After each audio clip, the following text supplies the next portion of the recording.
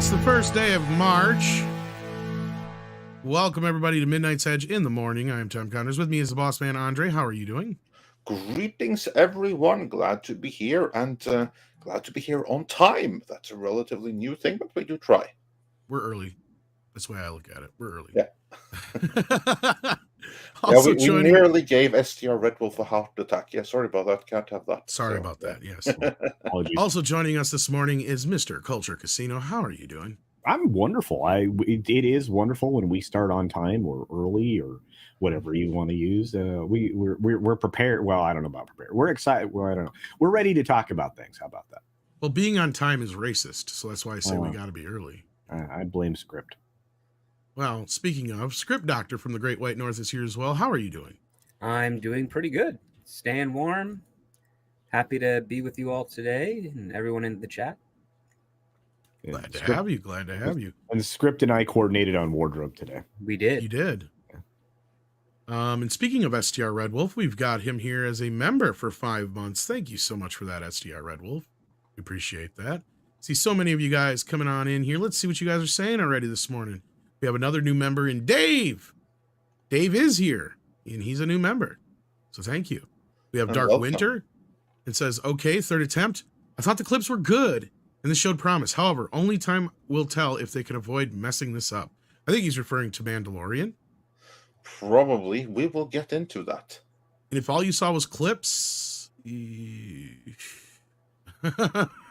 Well, I hope that he's using clip as a stand-in for a full episode. It wasn't a full episode. It was only like clips. Yeah, basically. If that's what you mean. Also joining us this morning from a video game. Basically. Also joining us is Mr. Paul Chato. How are you doing? Fine.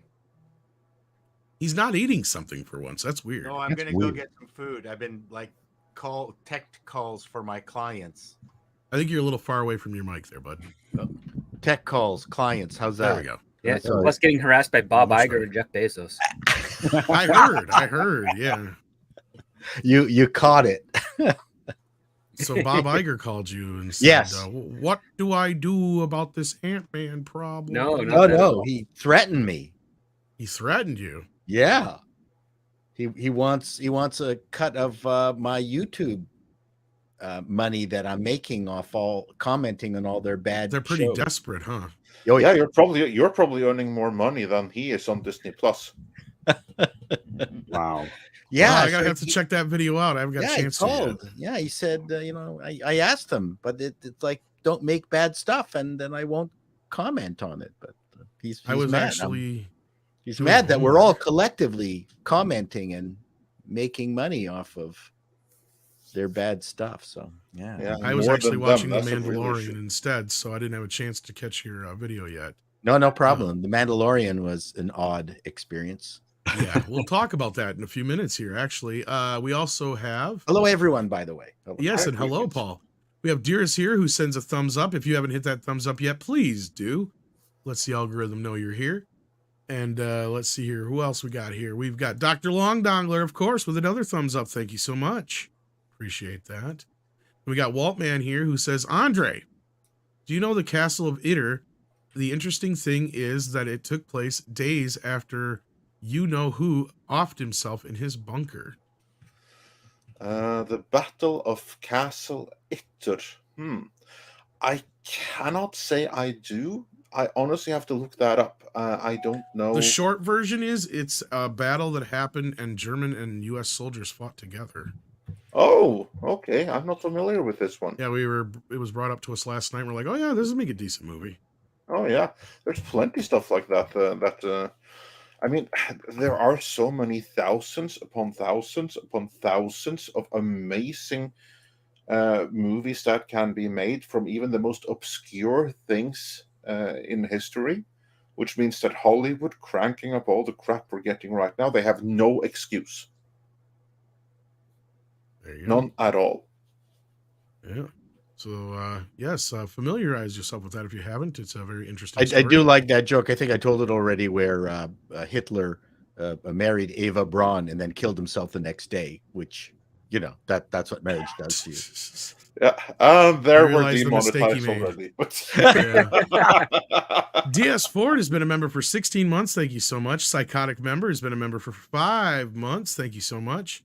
Cranberry Crunch is here and says Picard season 3 is better than Mando season 3 thus far. Too much Grogu. He needed to be gone. No wonder they didn't hype it. Well, we'll get into that. yeah, so hold that thought. We'll yes. do our Picard comparisons as well.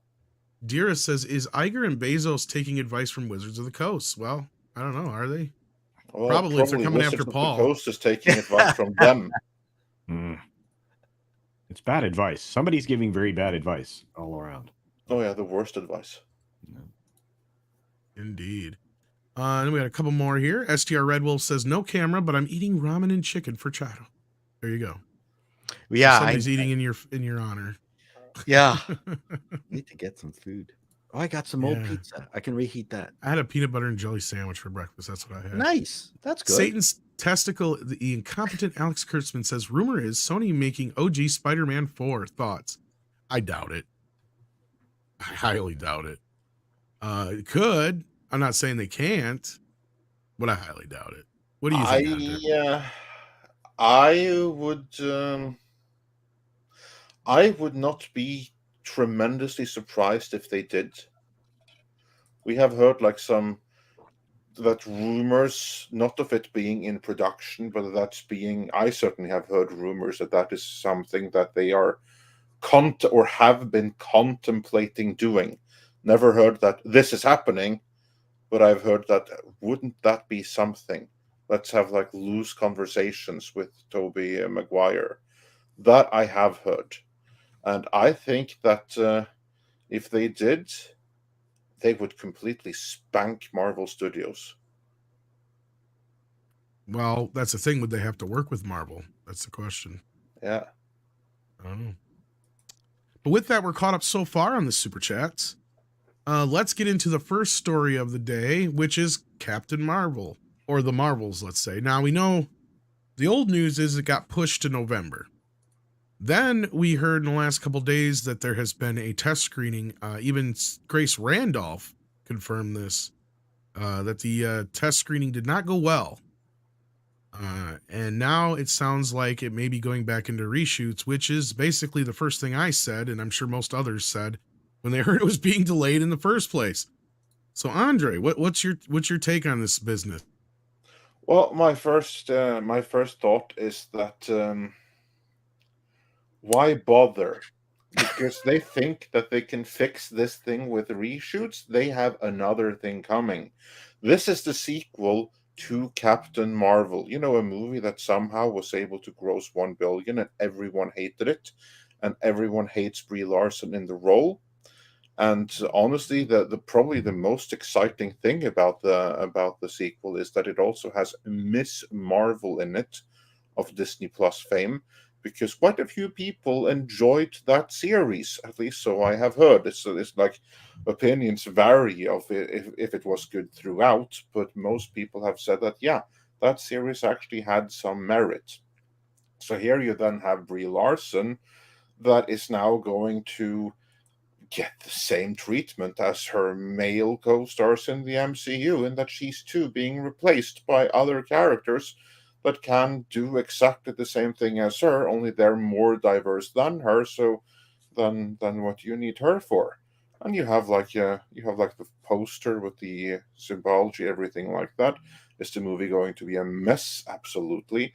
Will the reshoots help it? Honestly, I don't think so. I think that movie, when you look at what Marvel is today, when you look at the people who are there, who are calling the shots, that movie, I think, was a woke disaster from day one. And the only way that they can fix it is if they reshoot the entire movie and scrap every single frame that they have and go with a completely different story. And I don't think that they're going to do that. I think they're going to try to basically put lipstick on the pig that the current iteration of the movie is right now.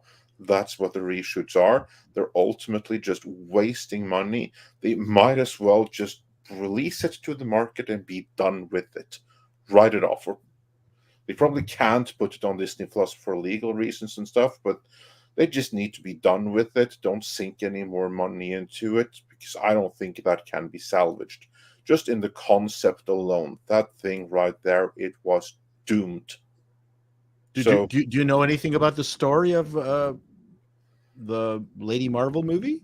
No, I don't know anything about the story, but I know who's involved with making it. I saw the movie that came before it, and I heard reviews from the test screenings from someone who is really, really intent on that movie being a success, namely Grace Randolph.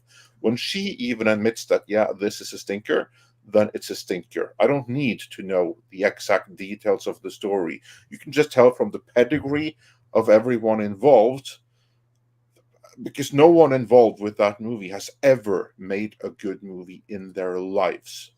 That's not true. Would this be the first, isn't it? Well, prove me wrong. Who? Well, you got Roy Thomas is involved. He's involved with the Marvels. Yeah, is he actually involved, or by name only because he created? Yeah, by name only. Yeah, but he's involved, but by name only. He is not involved in any kind of creative sense. He's involved because he created the characters. Yeah, but I assure you, Roy Thomas is not there on the floor in Marvel Studios writing anything for them. If he was, then yeah, I would give this a chance, but he isn't. This is a marquee credit that he gets for character creation. It's like the same thing with the Red Sonja movie. Now, I think that's going to be decent, but even when it wasn't, he was still going to get like a marquee credit because he created the character and owns a share in it. Same thing here. Roy Thomas is freaking awesome. Yeah, well, he is, but that's the other thing that's kind of strange is that if this movie's been pushed back to November and there's rumors of reshoots, it's quite jarring to take a look at the production notes of it and notice that there isn't any additional writer credited aside from Roy Thomas, who's like, it's weird that it's this late into a thing and there's no one there taking credit, because Gene Colan died like what, 10, 12 years ago? Yeah. And Roy Thomas, as far as I know, is still alive. He is still alive. He is still alive. Absolutely. So who the fuck is writing this movie? That's a good question. Not Roy Thomas. That I sure. And I know you could check with that on. I know you could check with that if you had to. So like, that's my question here. I can have that verified, but there is nobody listed here other than those two. Script's right. So what the fuck is going on here? Did Alan Smithy write this fucking movie? They would have at least put him credited, but he's mostly a director. Yeah, I was gonna say, who's the equivalent for writers? I mean. Actually, you know what? I don't know. I don't ever recall. Is there one? I don't know. That's a good question. For those who don't know what Alan Smithy is out there, for the two people that might not know, Alan Smithy is a name that directors use when they try to take their name off of a project. So that's why if you ever see directed by Alan Smithy, that means the director distanced themselves, or there was something that happened that, during the production or whatever. Well, the screenplay here, when I check right here, I see Megan McDonald, Nia Da Costa, Elisa Karasik, and your answer. Wells. There's your answer right there. That's who's writing it. Yeah, that's who I see have been attached to this. And you have Megan McDonald, and she has earlier written The Perceivers, Meet Cute, WandaVision, and she will also be writing Agatha, Coven of Chaos. I was not impressed with WandaVision at all. I have not seen her earlier short films, but that's kind of like what I mean. This is like her first real credit. And this is like the most experienced writer here. Is someone who has done a whole of 2 short films and Marvel series. And all Nia DaCosta's done so far of any real mention is the Candyman reboot from like 2 years ago. Yeah. So yeah, and that's kind of like the director there, but Roy Thomas, I mean, that's a pure marquee credit. Yeah, those two. If we were so lucky that Roy Thomas actually wrote the script, I'd be very interested in this. But we are not so lucky, I'm sorry to say. No, but like Script's right, because as of IMDb's listing, it just has writers listed as Gene Colan and Roy Thomas. That's it. Doesn't have anybody else. Yeah, that would be the comic creators, because they created the characters. Exactly. Yes, that's character creation credit. None of them have anything to do with this. So I'm with you, Andre. I've never had any confidence in this, and honestly, I think they know that they're in trouble with this because I brought up Black Panther as a glowing example of this. Captain Marvel managed to make $1 billion. I know they know now that this is not going to make $1 billion.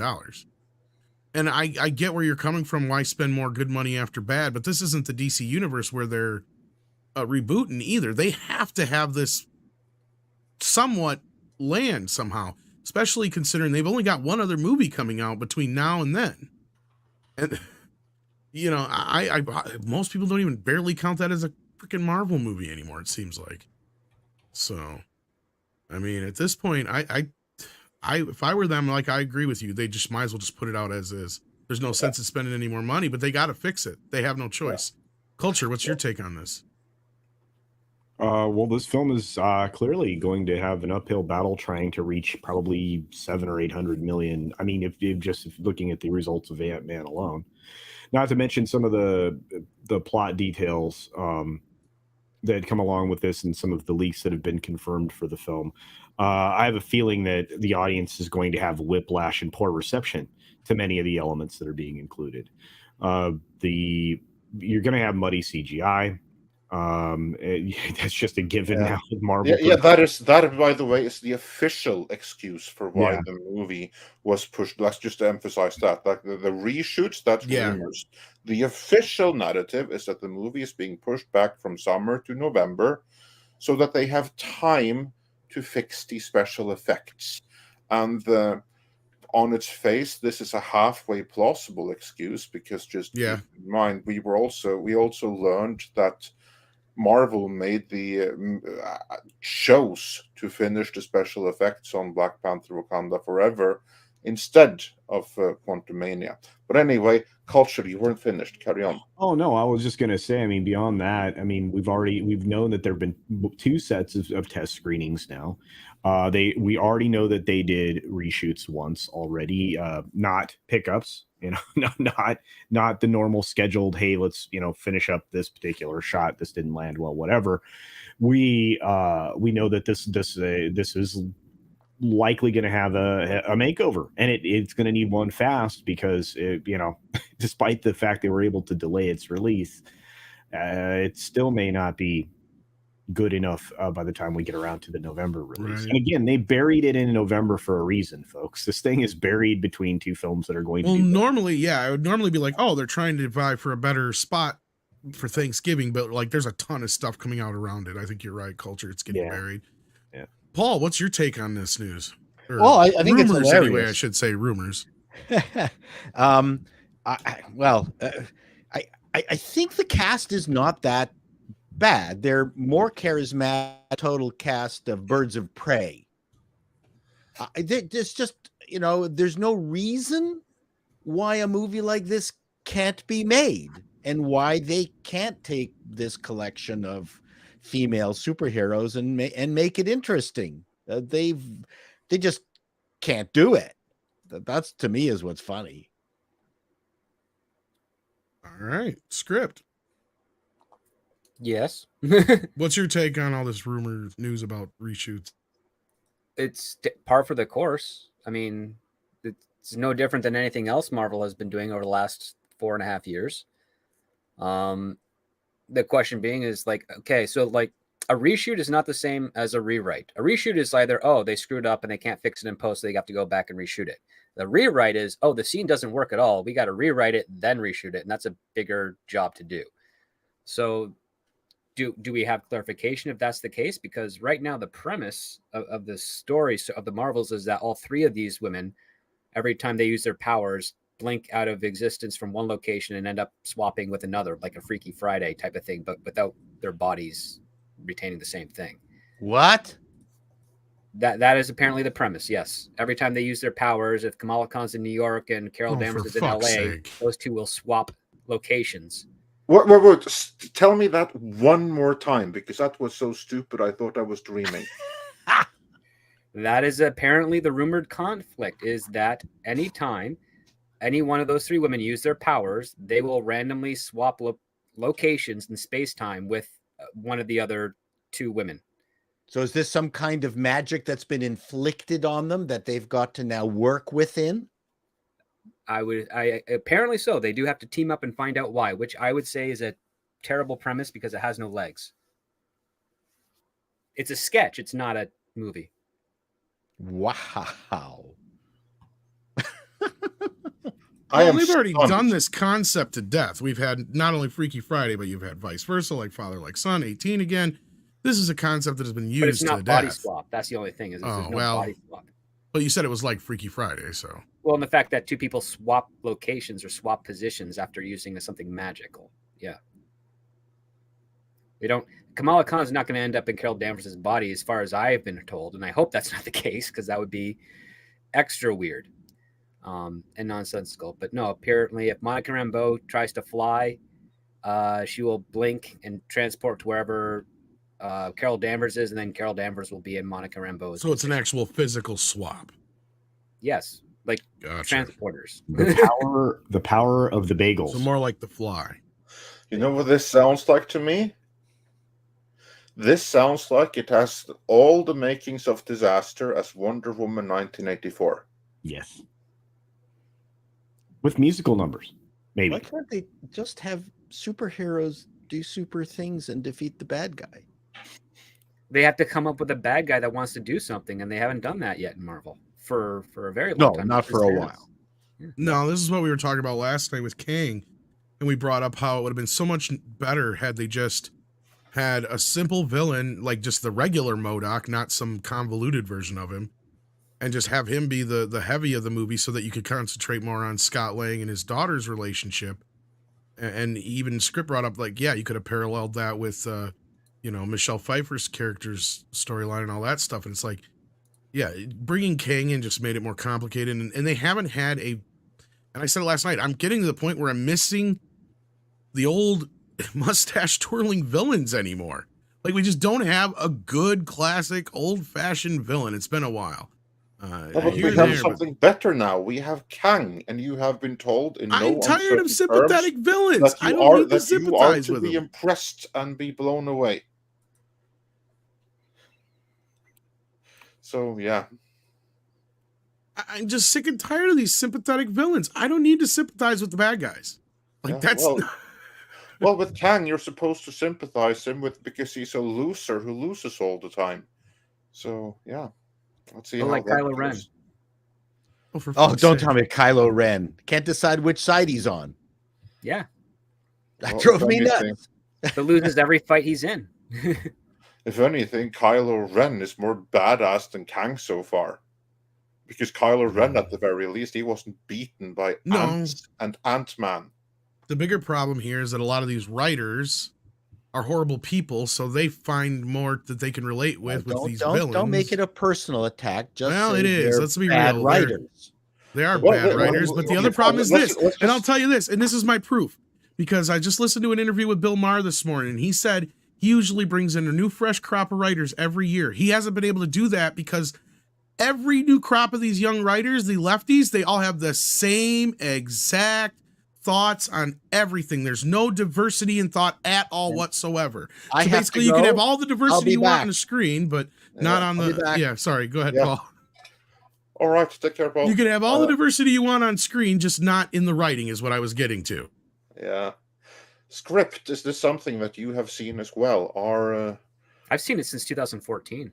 Yeah, there you go. With like these writers, they may not be bad people, but they're certainly incompetent, and they're all zombies. No, they are the traditional. You're absolutely right. They're the traditional definition of a zombie, a mindless drone that preaches the main narrative. They're all NPCs. Individual thought. Yeah. Yeah. Well, it's a cult. You have to like repeat the dogma exactly. Yeah, and that was his point. Funny. Is he used to get writers that even if they would all be like one side politically, they still would have diversity in their opinions, right?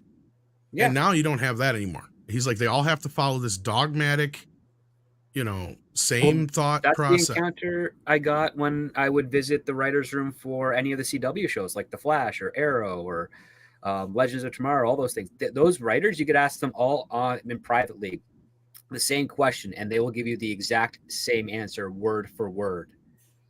It's like if you don't have different of thoughts in your writer's room, you're not going to have any creativity with your stories. And lo and behold, you had the CW for its entirety since 2012 till today. Which is very comparable to Marvel now.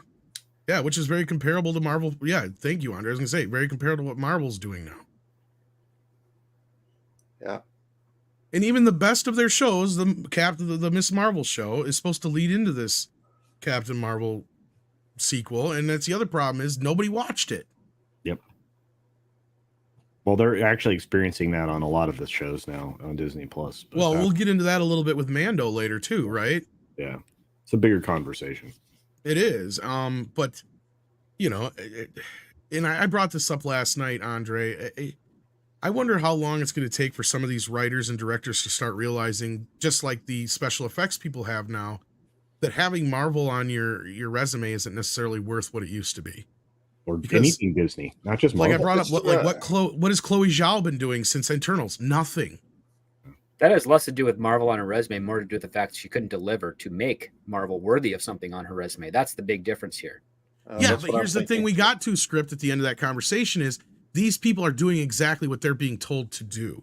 Right? Yeah. It's the same thing with the people in the special effects departments who are getting sick and tired of hearing that all the effects they're working on look like shit when they tell them. The reason is because they get 2 days to do it. And, you know, they get told at the last minute, everything's getting changed. You know, so that's why everything looks like shit all the time, because these guys have no time to work on it and they're being pushed way past their limits as far as what they can do. Sooner or later, these Marvel movies are going to be such a besmirchment on some of these people's resumes that they're not going to want to work with them anymore. Look at, and this is the other part I brought, look at Gunn and Russo's, and all of them have already vacated them. Gunn maybe for personal reasons, but the Russos have made it very clear why they don't really want to work there anymore. Yeah. You know? And it goes back to what the same reason Edgar Wright walked away, you know, it's because he can't work within their little bubble that he wanted them to work in.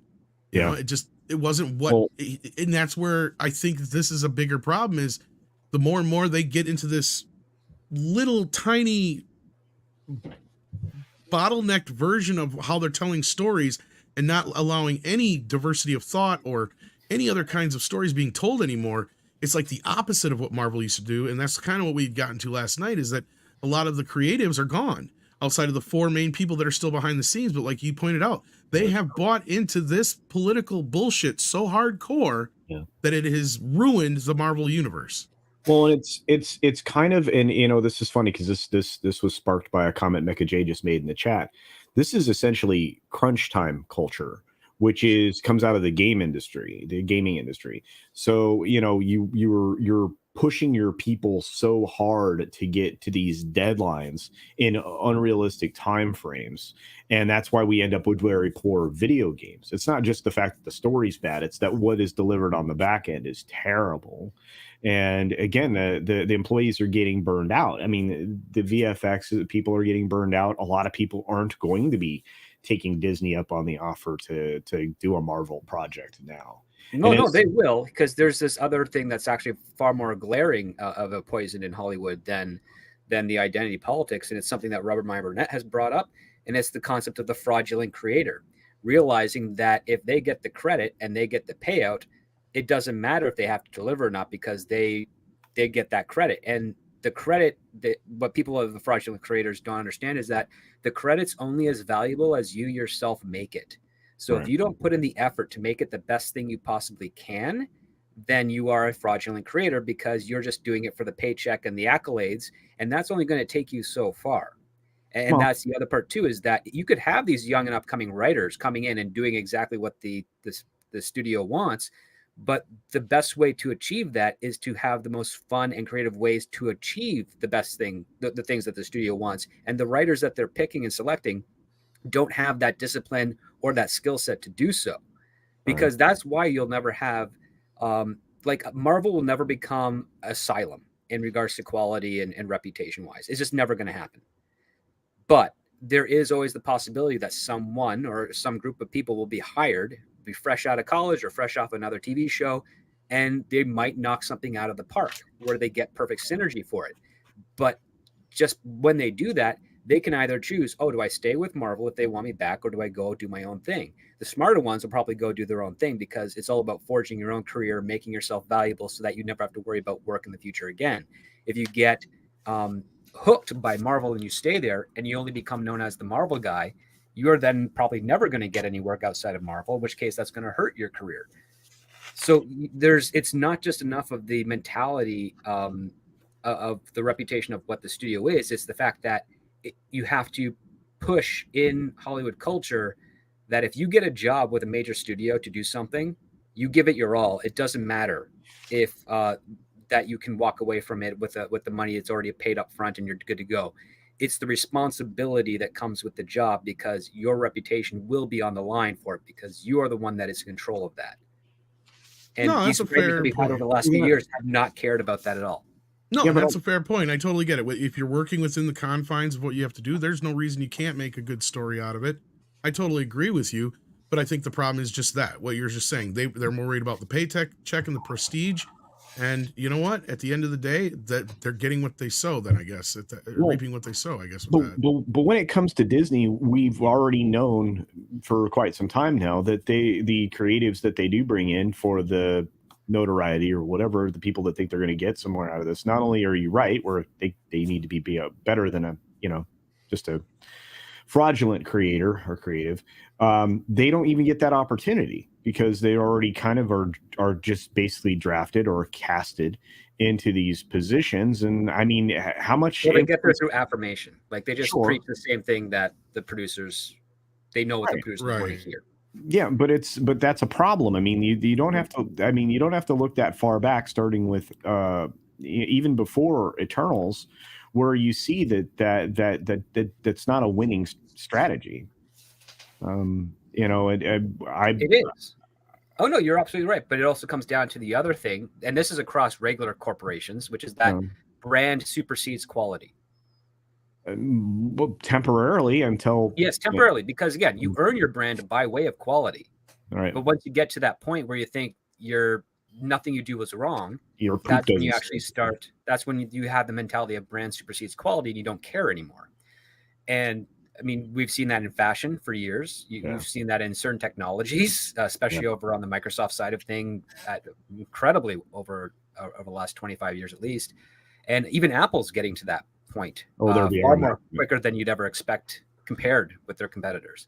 So that's the other part too, is you don't have anyone on your boards of directors or heads of companies that are thinking, you know what, the only reason our brand is strong is because the quality is good and we maintain that level of quality.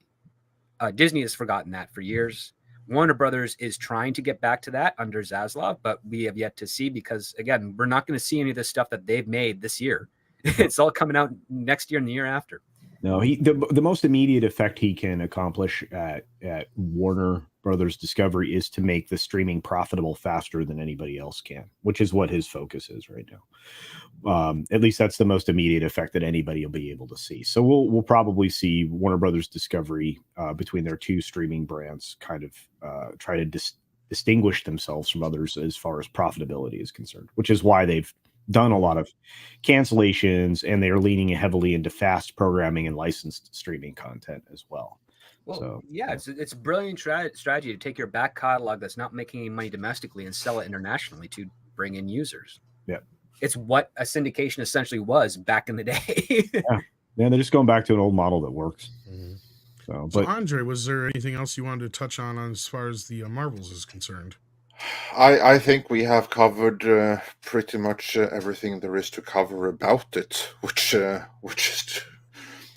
there's not a lot of hope for this. So let's see what those in the audience have to say. I see we have a couple of super chats on it. So let's jump straight into those before we move on. Satan's Testicle says, "Can we all agree Marvels is being sent to die?" Well, if they would just drop it in the middle of the summer or no reshoots, maybe. Drop it now and be done with it. Yeah, at this point. Well, I mean, if you know you have a stinker and you really want the performance of your big movie, your Guardians of the Galaxy 3, which is likely to be the last chance they have at $1 billion outside of the Avatar films, why not drop it now? You know, I do it. Yeah, I just leave it where it was because if you have Guardians doing well, you have that momentum. Like that's the only time they've managed to make any money on any of these subsequent films is if they have a lead in, right? Like that's where, I believe part of what helped Spider-Man Far From Home finally get over the $1 billion hump was the lead in of Endgame. The reason why Doctor Strange did almost $1 billion this last year is because of the lead in of No Way Home. If you have a hit leading into these things, they seem to help, but the audience is getting more fickle. They're not going to forgive the next one afterwards if it's not as good. And we've seen that now with the pattern all through Marvel Phase 4. And after this Ant-Man movie, I'm more worried about Guardians than I was before. Simply because I think people are just going to be like, yeah, fuck it, I don't care. I'm getting close to pulling my projection lower than $1 billion because I thought it would do just a little over $1 billion, and now I'm kind of skeptical. I don't. I agree with your assessment, or rather, I agree with your revised assessment there, because where Guardians is concerned, if that movie had come out like 2-3 years ago, it would have been huge. Yeah. But now people have lost so much confidence in the Marvel brand, and I honestly don't know that them saying, "Oh, Guardians of the Galaxy, now I'm going to flock back and be excited again." I don't know that that's going to happen. Not when the Marvel brand has been as tarnished as Phase 4 has made it. Yeah, and they were even in Thor, don't forget. And we all pretty much felt the same way about them in that movie, that they felt completely miswritten. Yeah. Like Taika did not get what made them gel. Anyway, I don't know. He wasn't even the writer, but I'm just saying his direction didn't help either. Mario Trillo says, breaking news, Disney and Marvel Bros are working together. Velma season 3 versus Ms. Marvel 3. Is that any less insane than what is going on? Probably not. No. At this point, but that's funny though. That is pretty funny. How long does it take? How long does Marvel take to fix the damage done to their reputation? Asked Satan's Testicles. Well, it's all about establishing a new pattern. Yeah. That's basically it. Like the reason the reputation is bad is because they've had a pattern of bad movies. If they change that pattern and audiences start going back, their reputation is saved. The only thing they have to do is learn from the mistakes they made and not repeat them. But good luck with that. Right. I can tell you how long it's going to take. Assuming that they change right now, it took one phase to lose the audience, and it's going to take another phase to get them back on board, and that has to be a phase. That has to be a phase of consistent quality. That has to be a phase like Phase 2, like Phase 3, without stinkers. That'll bring audiences back again. So but when we look at everything they have coming, the next few years here, what's the chance of such a phase coming anytime soon? Not likely. With the direction that they have, I mean, there's an irony to this because many complained over at Disney, at Lucasfilm, that had they had a plan, the Star Wars sequel trilogy would have been good. Well, Marvel over here has had many plans, and they're all terrible because it doesn't matter if you have a plan. It matters is, are you doing something that's a good plan, or you're making something that's a good movie? The quality is always going to supersede the planning.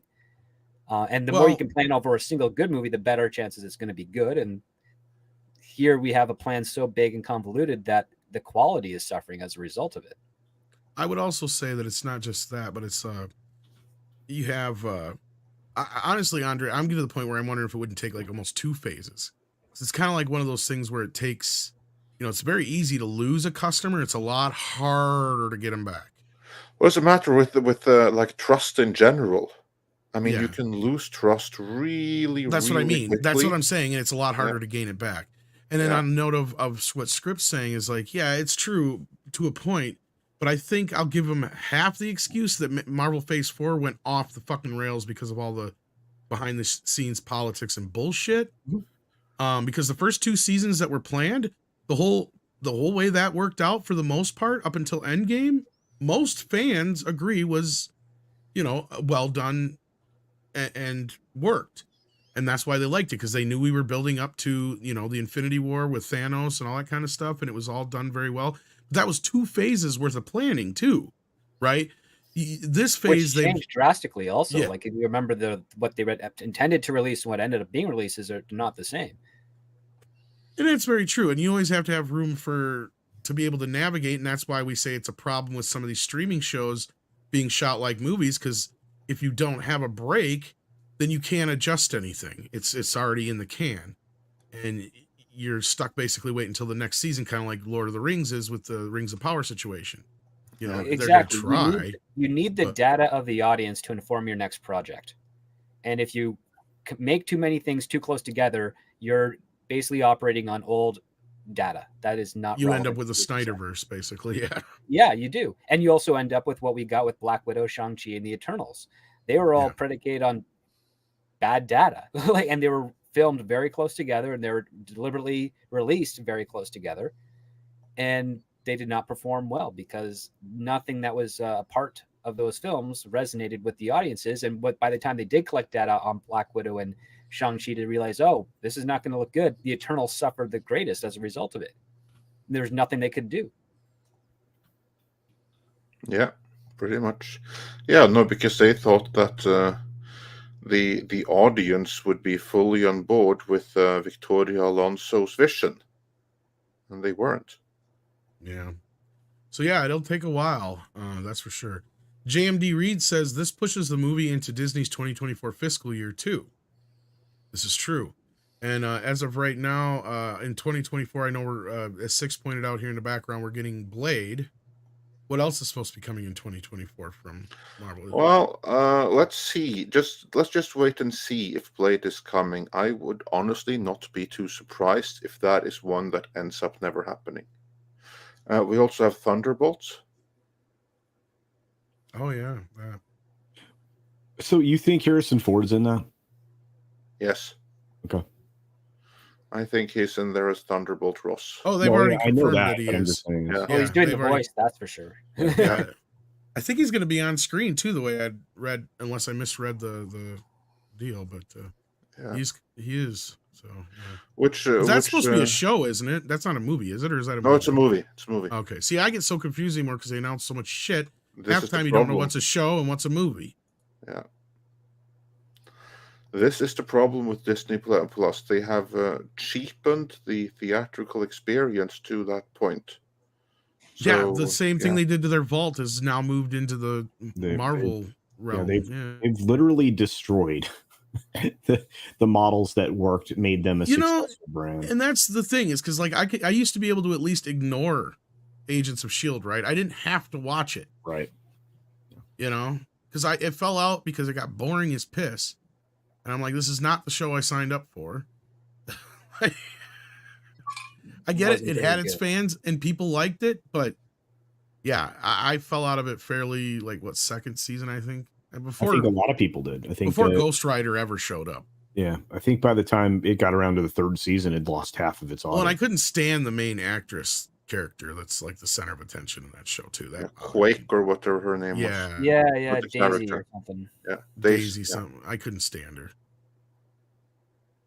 That's a personal thing, and I get that. But like the show itself, like I thought what I was sold was that S.H.I.E.L.D. was going to basically be that DC comic where the guys who come in and clean up after the superheroes all the time. So you kind of see the aftermath of things, and they have to take all the, all the witnesses' accounts and then kind of investigate and do all that kind of stuff. That's what I figured they would be. Instead, it was something completely different. I figured it'd probably be like a proper spy show, like in Mission Impossible, but some of that too. Yeah, it's supposed to be big. It's supposed to be worldwide, but S.H.I.E.L.D. They chose in the films to destroy S.H.I.E.L.D., and now you just have a group of 7 people that are S.H.I.E.L.D. in itself, and it's boring when you only have the same 7 people with unlimited. That's kind of when I fell out. Unbelievable. Yeah. So it just. And it's like, wouldn't it be awesome to see Samuel Jackson pop up every couple episodes? Yeah. And you have Colby Smulders, who played Maria Hill, who was a big TV star at the time, and you don't even use her. It's like, wow, you're wasting all of this talent and realize, oh, it's just a gimmick. You actually had no idea what you're doing. Oh yeah, just like Joss Whedon has for the last 25 years. Yeah. And there was a way they, because the mantra was that the movies affect the show, but the show couldn't affect the movies, except for the one time that it did, and that was because they were coordinated anyway. So I don't even know if you could really count that. And that's just because of the stupid aircraft carrier, and it was a throwaway line. But I was thinking, you're right, script, because beyond the other stuff I just said, you could have had stuff that would have led into and jumped off of the movies that just happened. And they did that from time to time, but they wasted it. Yeah. It didn't feel like, no, you guys are really wasting these opportunities, because you're right. They could have been the ones figuring out a lot of these details. And all you had to do is, didn't matter. The movies didn't necessarily have to acknowledge people on the show. All you have to do in the movies is say, well, we got this information through SHIELD agents. That's all you need to know is whatever. And that could tie in enough that they could go, okay, we can do a few episodes based on this idea, and that'll lead into this movie, and then the next season will jump off of whatever movie was the summer movie or whatever. You know what I mean? Like, you could have done. That's what I thought it was going to be. You could have something far more simpler, which is just you have a phoned-in performance from Samuel Jackson or Colby Smulders saying, Agents of S.H.I.E.L.D., you're tasked with this assignment, and go find out who is doing this thing, and it dovetails into the next movie, but we don't know that until the very last episode, which is 2 weeks before the movie premieres. So you still got a very isolated, fun story, and then you have that sudden reveal, this feeds into Captain America's Civil War. Wow, that's really cool. But no, they don't do exactly, that. Yeah. Yeah, no, it was a wasted Instead, they did opportunity. time travel, and they ruined life model decoys, and they botched up magic, and they did terrible things. And cheaply, too. It became a very cheap show at the end. Yeah, watching Disney fall is like watching the fall of Roman Empire in real time, says VT3 1008. Kind of. I can see the comparison to a point. Yeah, I can see that. Yeah. And this is what I was talking about, War Monkey. That was it. That was the only connection, was that when Samuel Jackson says that when they ask him where he got the carrier from, he's like, oh, I had a friend holding on to it for me. That's it. That's the connection. Woohoo. I don't even think that was really brought up in Agents of S.H.I.E.L.D. I don't remember. Yeah, no, it is. It was in that one part they had the carrier. And then I think that's where Samuel Jackson had his one cameo at the one part of that one season as he popped in there. He had one cameo in the pilot only. Yeah, was that it? Okay, well, whatever. They did mention that they were needing to get it to him. I remember that, because that was the only thing that tied up was that stupid carrier, and it had very little to do with anything. Planner Aspect member for 5 months says, this happens at the end of Miss Marvel. Kamala suddenly disappears, and Captain Marvel appears in her bedroom, confused, then curses knowingly. I don't know if he's joking here or if this is that's real. One of the mid-credit scenes is Kamala Khan puts on her bangle and then vanishes. Oh, Jesus. Brie Larson appears in her closet. So that supports what you heard, yeah. That's that, yeah. We've known that since the show came out. But we didn't know that the plot of the movie would be centered around that. Oh, fantastic stuff. And Eduardo Guerrero says, just like the sheep. Oh, you're going to say something, Andre? No, I was just going to say fantastic stuff. We can write that movie off right away, because it's just going to be like a gimmick, like someone wanting to become that wishing stone on Wonder Woman 1984. This is Monkey the exact paw. same thing. Yeah, Monkey Paw. Yeah. Well, and they're going to run into a Exact same problem sooner or later with all these shows, is that they're doing it on purpose to make you have to watch these shows to watch these movies, and this is what's going to be to turn away the audience. Well, it's been backfiring on them, though, in a lot of different ways. And I know later on you gentlemen are going to be talking about, the Star Wars related stuff, and that's been a problem too, but I'm sure we'll get to that then. Yeah. Anyway, Eduardo Guerrero says, just like with She-Hulk showrunners, is just therapy group dropping their resentments and traumas in a TV show script and victimize themselves. Well, you're not wrong. 100% accurate. Eduardo. Then Gonzalo Bergali gifted 5 Midnight's Edge memberships. Thank you so much, Gonzalo. That's very generous of you. We appreciate that here at the channel. We got Mario Trillo who says, script. Do you think Amazon's Kindle Unlimited had something to do with the lack of decent writers? Even mid-tier writers can make a living off of Kindle Unlimited. Well, it's part of the self-publishing aspect. The problem is that my understanding is it's not as lucrative as it originally was. You don't make as much money, but there's nothing wrong with people who self-publish, because the thing is that if it sells well, then they get a career, and if it doesn't sell well, they have to start reading reviews and learn to write better. So it's, I was gonna say, it still has to be good, right? Yeah, exactly. Yeah. And then we've got, holy cow, from Ryan, 100 euros. Thank you, Ryan. Wow. You want to read this one, Andre? Yeah, absolutely. Ryan says, for 100 euros, saw Picard season 3 first 2 episodes. They hit the reset button hard. Not only is the TNG cast back, the composer Stephen Barton integrated music from Alexander Courage to Goldsmith to the greatest composer James Horner. Talk about panic mode, but it's good. Oh, for the most part. I mean, they do acknowledge some things from the previous seasons, but yeah, because they have to. So we are still technically not dealing with Picard. We are dealing with the android replica of the late Picard. But this is only because Terry Matalas had no choice but to deal with it, because I'm sure he would love to reboot it completely, but he's still under contract to do season 3, which follows on the shitty season 1 that destroyed everything, and the season 2 that he made under direction from someone else, basically. Only with season 3 did he have more power to do what they honestly should have done the whole time. But even then, he's still under like some restrictions. But yeah, I have to say, I've been pleasantly surprised by season 3 so far. The first 2 episodes, I've only seen those 2 episodes, and I like them both. Yeah, we're some of the only YouTubers who have seemingly not seen the whole season, but that's... Yeah, I'm a little bit bitter at that. Everyone has freaking seen the whole series, and no one watched us. Probably... Yeah, no, I'm not gonna. I will not speculate. I I know how some people saw it, and then the other half of the people, it's just clearly that CBS don't want to give us any fucking time of day. That's obvious, but yeah, you know, it happens. Yeah. But yeah, no, I will say that I so far I have with taken into account that we are dealing with the android replica of the late Picard. I like what Matalas has done with this. And it only goes to show what I've been saying the whole time. This 25% difference, it doesn't mean anything. With the right creative person in charge there, you can still do proper Star Trek with 75% of what you got to work with there. If they had gotten Terry Matalas from day 1, Trek would be in a very different place right now. And I'm actually looking forward to episode 3. And I will also say that woman, guys tell me, that woman, like the villain so far towards the end of the second episode, who was she? Is she someone we've seen in Star Trek before? Nope. I will say that she was a far more menacing character than Kang was.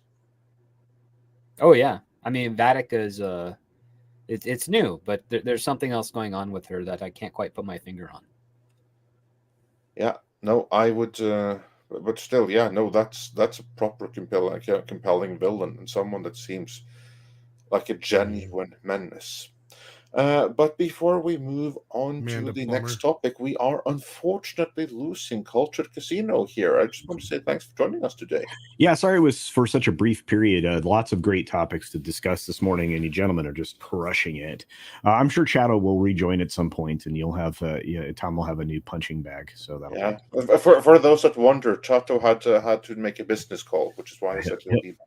So. Yeah, I think he'll be back. But I just want to say thanks for having me as usual. I always love these conversations. Love it when Script and I, coordinate our wardrobe together. And that is fun. I hope you guys get an opportunity to check out my video later today that is on the ratings collapse. That is the worst that CNN suffered in a decade. Oh. Yeah, it was a fun video to do. That sounds well earned. So everyone, go check it out and take some gloating in the misery of CNN, which is well earned. Truly. All right, have a great day, everybody. Love you. See you. Take care. Take care, Culture. All right. Let's get a few more of these. We got this one already. Grimzillis is member for 11 months. Puss in Boots, Last Wish as a sympathetic villain in Goldie, a terrifying but awesome villain in The Wolf, and an irredeemable monster in Big Jack Horner. So you got 3 different villains in one movie. Interesting. And then Avinash Kala, if I'm saying that right. I'm sorry if I did not. And is that Indian rupees? Am I right? That is Indian rupees, yes. Yes, all right. Well, thank you so much, and thank you for listening in India. Watched She-Hulk, didn't understand or like it. Had to watch Western reviews to get the point of reference. Had to Google what woke meant, self-centered. Oh, yes. Okay, so clearly this is somebody who is seeing this without any kind of context from our point of view, and I could see why you would be so confused. And it doesn't help that the show sucked anyway. Yeah. But Avinash, you are indeed right. This series, She-Hulk, was extremely, extremely self-centered. It was written by writers, by actually a Rick and Morty writer, who was the lead writer, who has no idea that there exists a world outside of Hollywood and California at large. So yeah, that was the issue right there. And if it does, it's deplorable. Don't forget that, Andre. Presumably in India, she probably doesn't even know where. Probably wouldn't even be able to point out India on a map. And if you had to Google what woke meant, then I congratulate you and envy you that you have not had the misfortune to find out, and I pray that you never will. That you never have to live it. Sorry, I didn't mean to interrupt you there. I'm like, whatever ones that don't know how to locate it on the map, they would think they're deplorable anyway, so it doesn't matter is what I was saying. But yeah. Yeah, exactly. Yeah, no, She-Hulk was that you didn't I'm not surprised that you didn't understand it, because it was so unbelievably self-referential.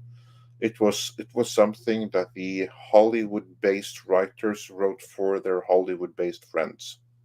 Pretty much. Speaking of writers, we have another one joining us, Mr. Jonas J. Campbell. How are you doing? Hey, Jonas.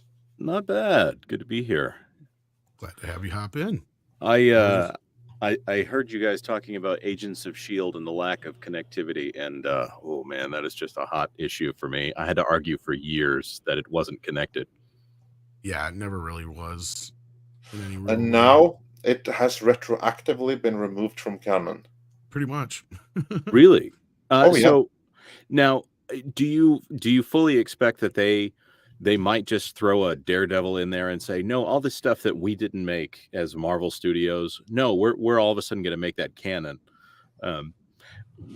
While Daredevil obviously at the start was of supreme quality, it kind of trailed off at the end as well as the rest of the Marvel Netflix stuff. And now all of a sudden it's required reading, I guess, if you want to keep up. No, far from it. It's not. No, Kevin Feige got his way. Yeah, Jonas, you had it right the first time. They've essentially already soft decreed this. If it wasn't made by Marvel Studios, it's not canon. So everything that was made by Marvel Entertainment and Agents of S.H.I.E.L.D. and Daredevil, both made by Marvel Entertainment, meaning Kevin Feige had nothing to do with them. They never happened. And the Daredevil that now is in the MCU technically is not the same Daredevil as was in the 25% different. Oh, yeah, that's wonderful. It's a variant. The Netflix universe is somewhere out there in the multiverse. Have you seen I've seen that to get what happens in the MCU.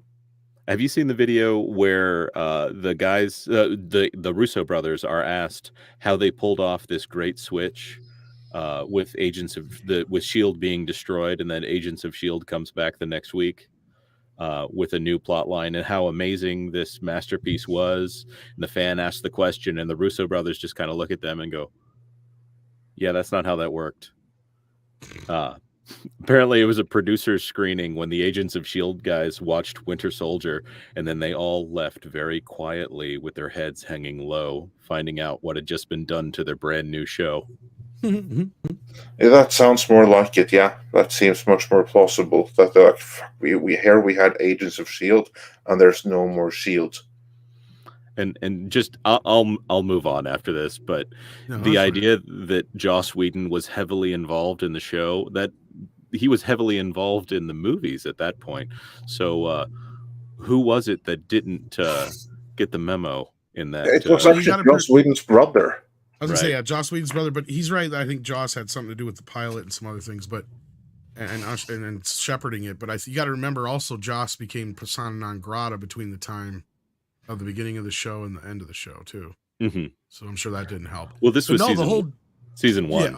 Yeah. Well, the whole Daredevil thing though, like that, I speculate was a bit of a battle between Feige and Chapek, and what happened there. This is my speculation, is that they already planned on bringing him back because they had him in Spider-Man, and Feige had totally planned on going forward with this 25% different Daredevil, because as we've come to find out, that the series is going to cover ground that's already been covered.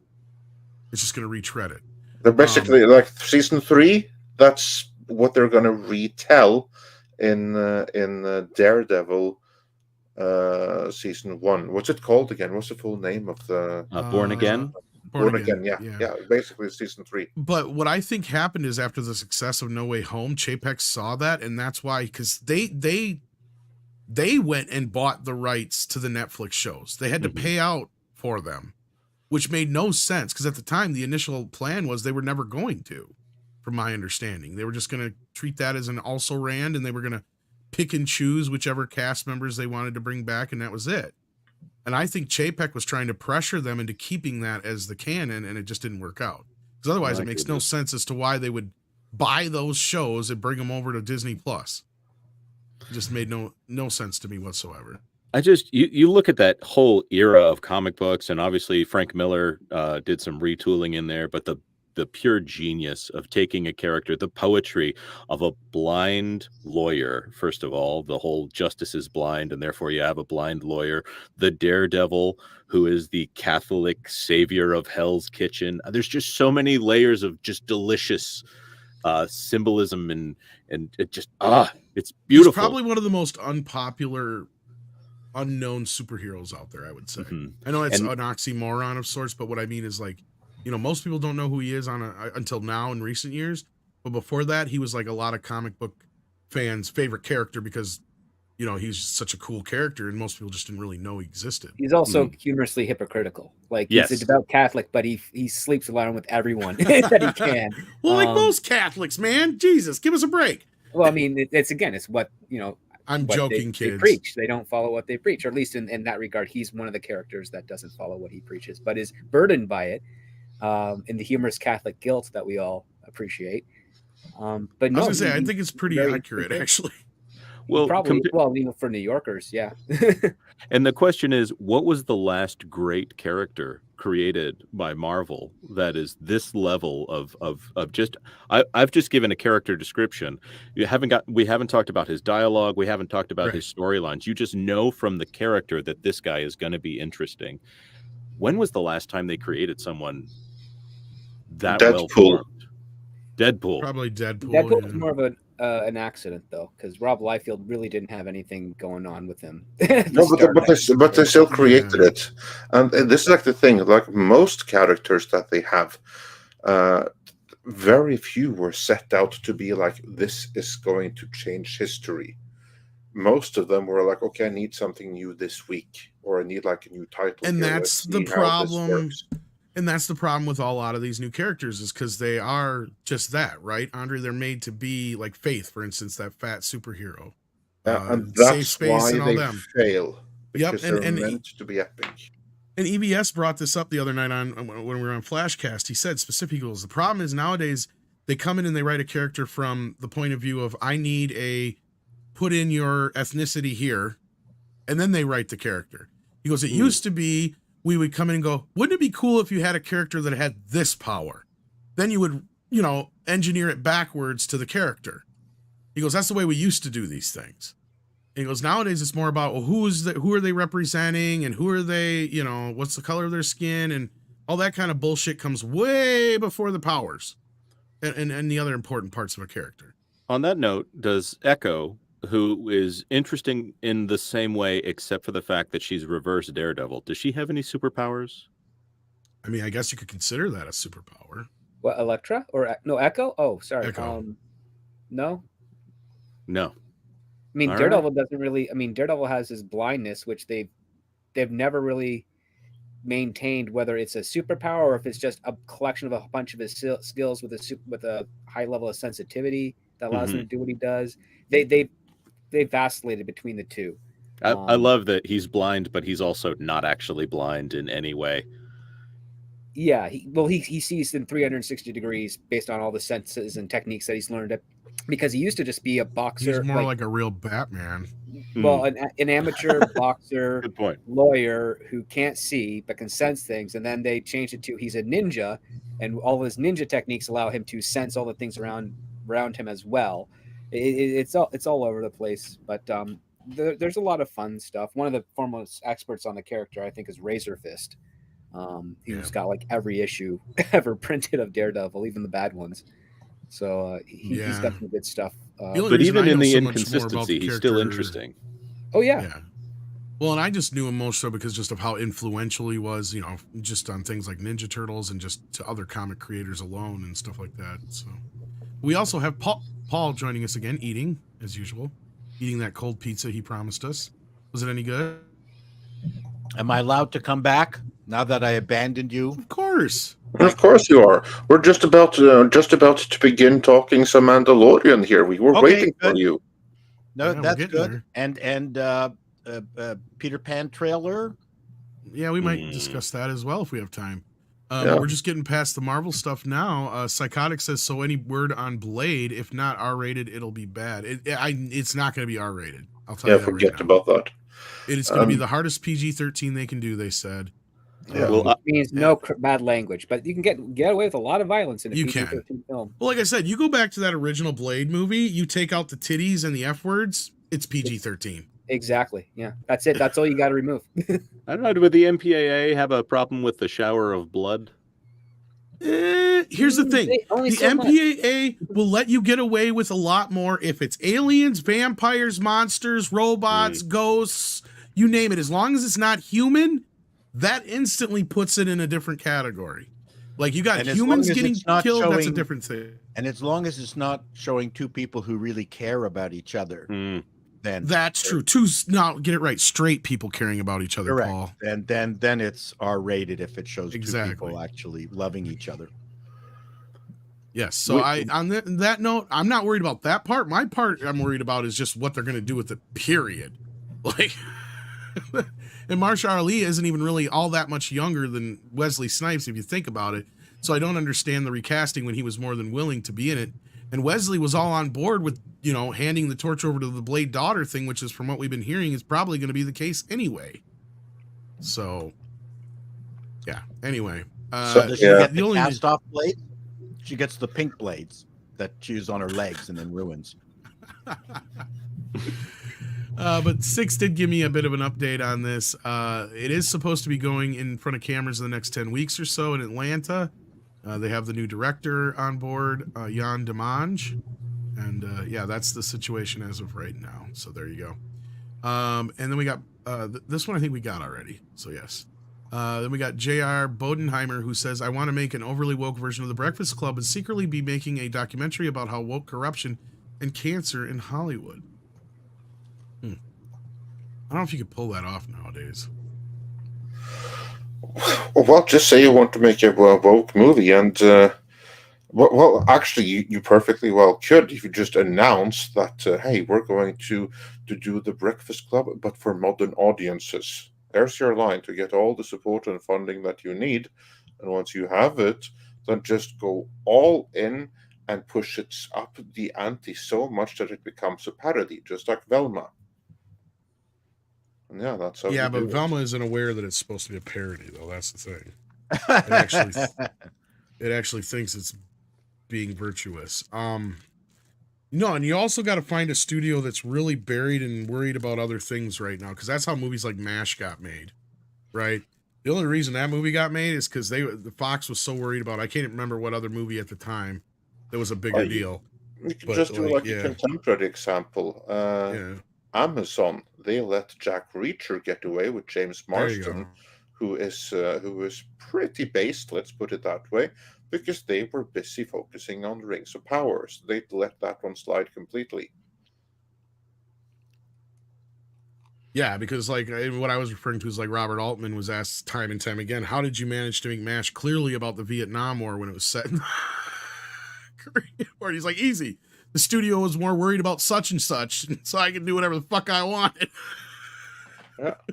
There is a history big movie for at the time, but yeah. NBC, before it brought in its powerful Thursday slate, was last in the ratings, and one of the reasons that Cheers was not canceled, because it was 77 out of 79 shows in its first year. I couldn't believe that when you brought that up in your thing. Yeah, I was like, holy shit, I could have thought it would have been a hit from the start, but yeah. It's too intellectual a show. And to be popular in Middle America, at least to begin with. Of course, I don't know whether it ever was there, but it was really the fact that NBC had no other shows to replace it with, and it was a smart show. And Tartikoff said that it's a smart show, and they were lucky because it was the summer reruns that kicked it in. But there's an awful lot of programming that only survived because the network at that moment in time was desperate and really had nothing. Look at Mad Men. Mad Men was pitched, and probably Script knows more about this, to every single studio entity, dog catcher in Hollywood, and AMC picked it up because they had nothing. They needed something to fill an hour, and that was the best thing that they kind of heard. Even right now, NBC is in the same kind of spot where they renewed Quantum Leap because they have nothing else to fill it with. Even though they did cancel a number of other sitcoms and other shows that could easily fit into that time slot that did perform better in the ratings, it came down to it was cheaper to cancel those shows, and it would cost them more to cancel Quantum Leap. So they have to keep it on for at least one more season. And I have heard nothing about that show. Well, what was funny is Script Doctor sent me the script for the pilot. It's horrible. And then the show ended up being just as bad or worse than that. Well, they reshot the pilot, and the pilot script ended up being like the 7th or 8th episode because it was so bad they had to reshoot it. Yeah, I didn't even know that till now. And then, like, from what we had been hearing is that it was going to get canceled. Like, it was done for. They weren't coming back. I think even some of the stars had said they were not confident it was coming back. And then it did get renewed for that very reason that we just discussed. So, yeah. Oh, well. There's the reality of... There's many reasons why something survives, and there's many reasons. There's a wacky show NBC had on Sundays against 60 Minutes. It was a sci-fi show that was actually, what's it called? Journeys. It was actually really successful, but then NBC killed it to bring out Monitor, a direct competitor to 60 Minutes. which got crushed. So their counter programming was working really well with this weird ass sci-fi show against 60 Minutes, which kind of makes sense, right? But no, we want to go head to head with 60 Minutes. Not the best decision they made.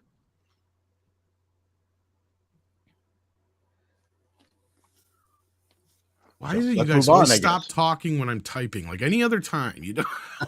Why can't you talk and type at the same time? I'm trying to remember. I can, but I got a new keyboard that's really noisy now. I remember the song. Tara in the Black says the only saving grace the MCU has is its Fox brands. A good X-Men, a good Fantastic Four movie will change everything. Problem is, who's going to do the films? And not only that, you could, but at this point, I'm more worried about them fucking them up. And they've been resistant in getting anything going with them. It's like I don't know what the problem is.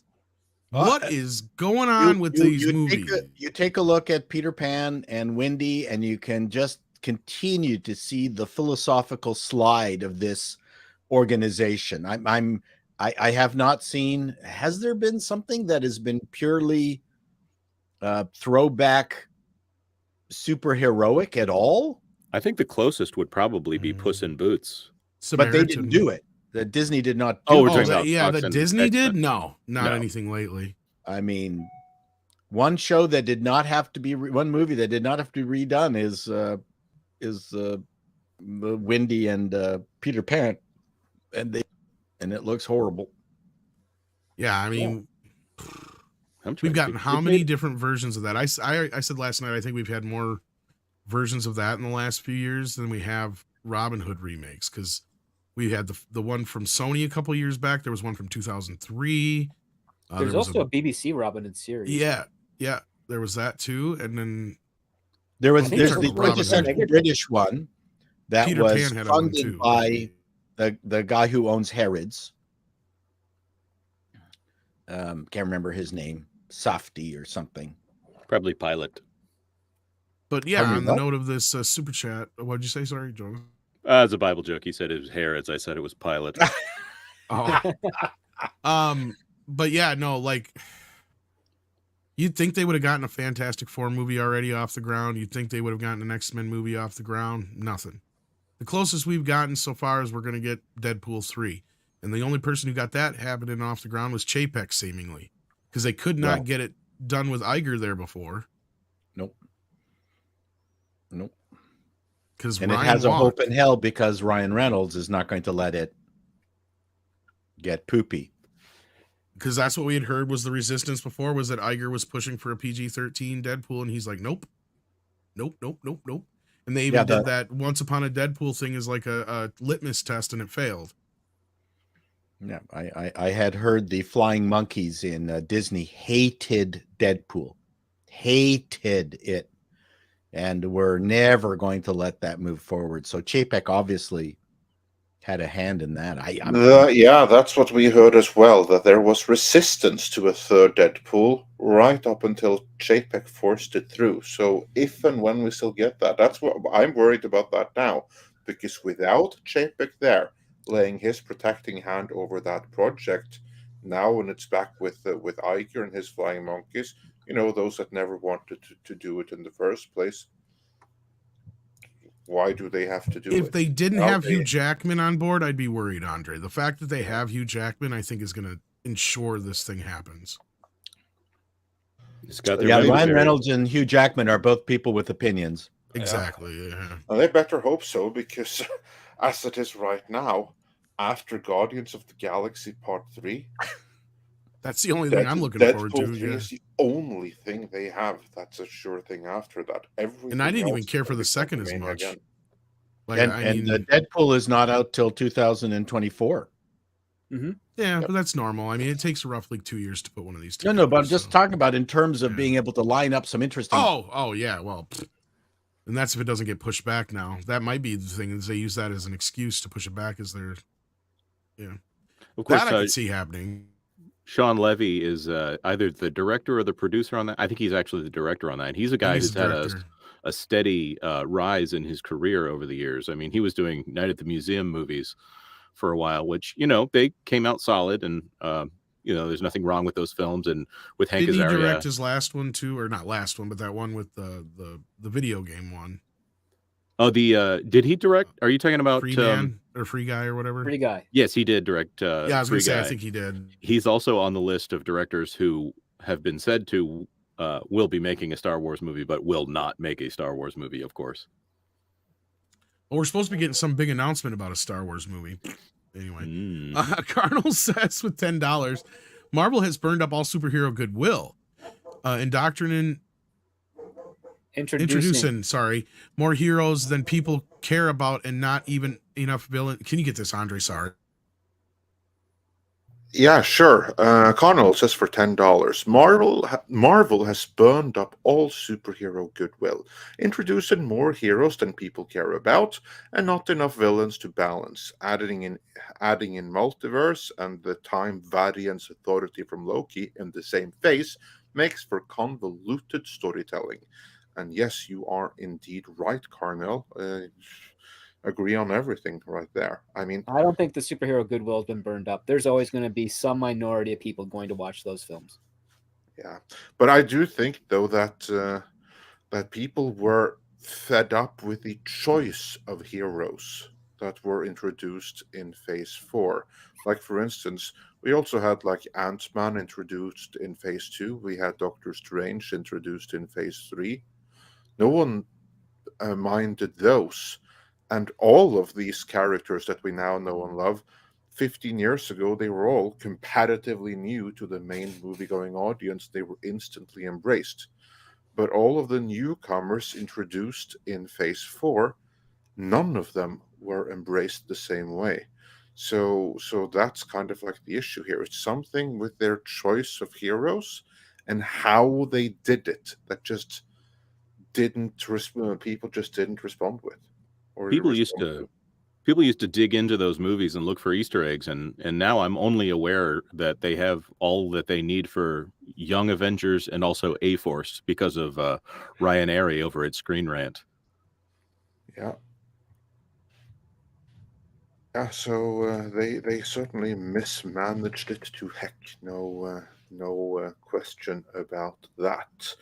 And then let's see, do we have any other super chats on this topic before we dive into the Mandalorian here? Yeah, we do have a couple of more Marvel chats here. Psychotic says for $5, the fact that Marvel is going with second-run heroes instead of X-Men and Fantastic Four screams volumes to me. They have A-list material waiting. And yeah, there is but they don't have A-list talent ready to take on the responsibility. That's the challenge. And the big challenge, I think, is Victoria Alonso. Has been saying for a long time here. Kevin Feige is no longer the person, the manager that he once was, if he ever was. But Victoria Alonso has certainly put her stamp on things, and that stamp is being the Kathleen Kennedy of Marvel, destroying the whole thing.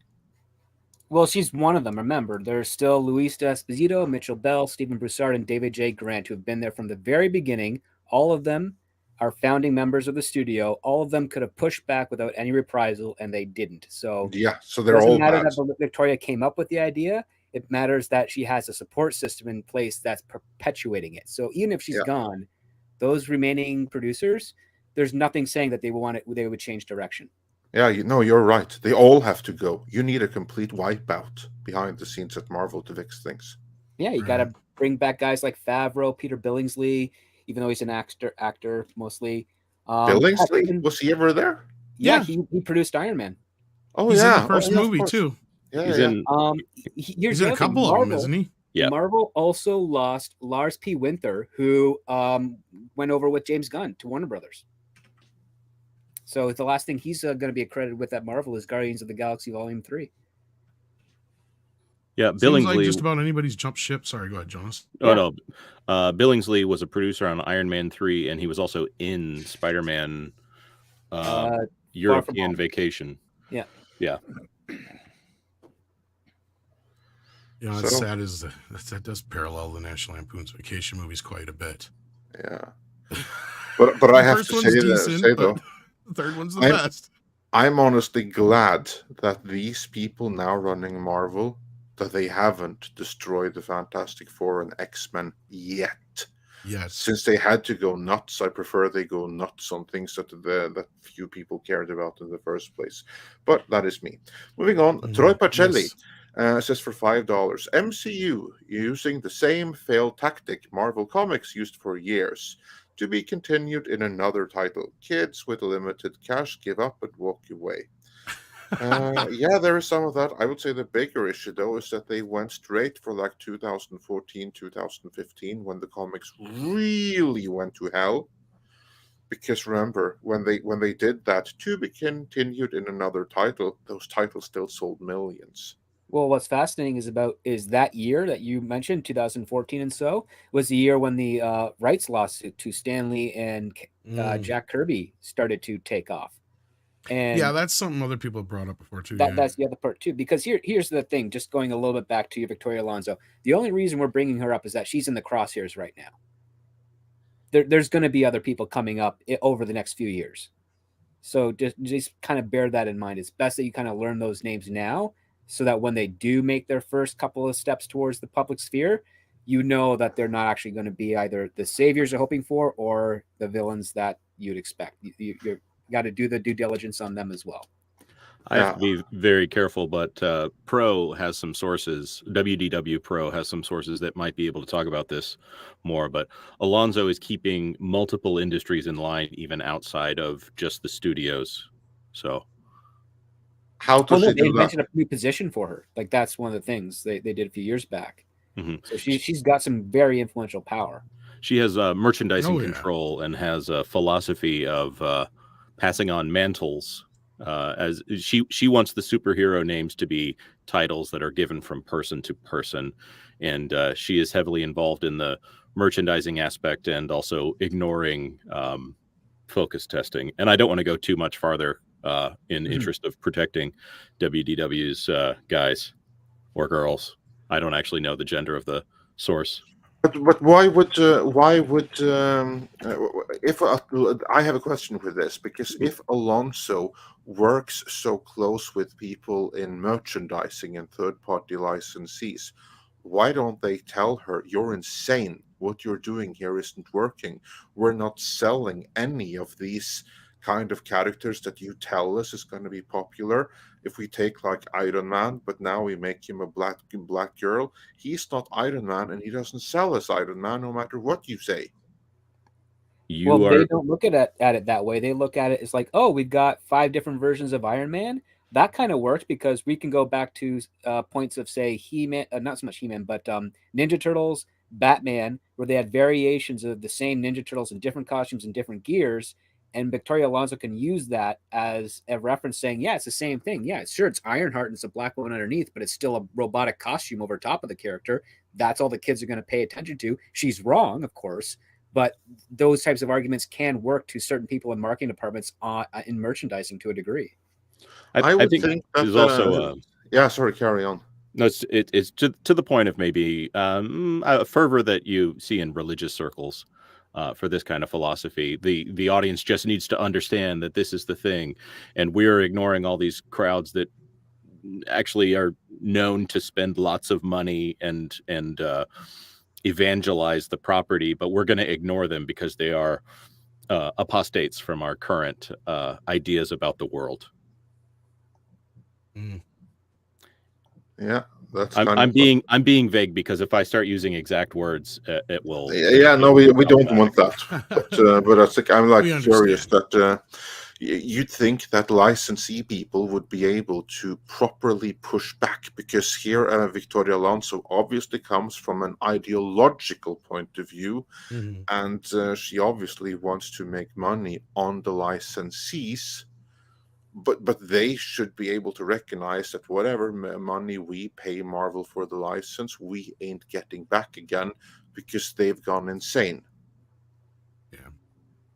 But we have to get to Mandalorian, so let's get through the rest of these MCU super chats. Irish Trash 5 sends in $20. Thank you so very much. It says the best MCU movie of all time took a relatively unknown to the public, stayed faithful, and it became the linchpin for the entire MCU. Iron Man, indeed. Indeed. You need to get back to some basics. I totally agree with that. OC Giggins says AMC Ant-Man themed drink is called Ant-Archy Shaky. Oh my God. Just to get back to the Iron Man thing, there's a lot of deviation in that Iron Man movie. So let's not, it has the spirit, but it's not a very faithful adaptation. No, it's true, but it's still Tony Stark. It's Tony Stark, right? It's the Tony Stark who's very similar from the Tony Stark of the comics. That it has the same basic origin story. I mean, the same basic, not the detail. The setting has changed, but still, what happens to his art and everything, that's largely the same. So you have like enough there that it's still a version of Tony Stark. What Victoria Alonso is trying to sell is that, okay, what we're going to do right now, we don't need Tony Stark. Kids don't care about Tony Stark. They care about the Iron Man suit. So now we're going to have a black girl who's a genius as Tony Stark, and who also has an Iron Man suit. And now you accept this character and don't care about the difference because it's still Iron Man. Just now it's Ironheart. And of course we know Iron Man has a massive history and daddy issues, and I mean all of that has been accumulated over many decades of Iron Man, where Riri has nothing for, you know, the new Iron Man. I just wanted to point out that if people are talking about canon, Iron Man 1 was not canon, but it was successful because it was a good movie. Yes. And inserted an awful lot of the personal politics of Robert Downey Jr. That's true. He demanded rewrites of scenes, dialogue only, every morning before shooting.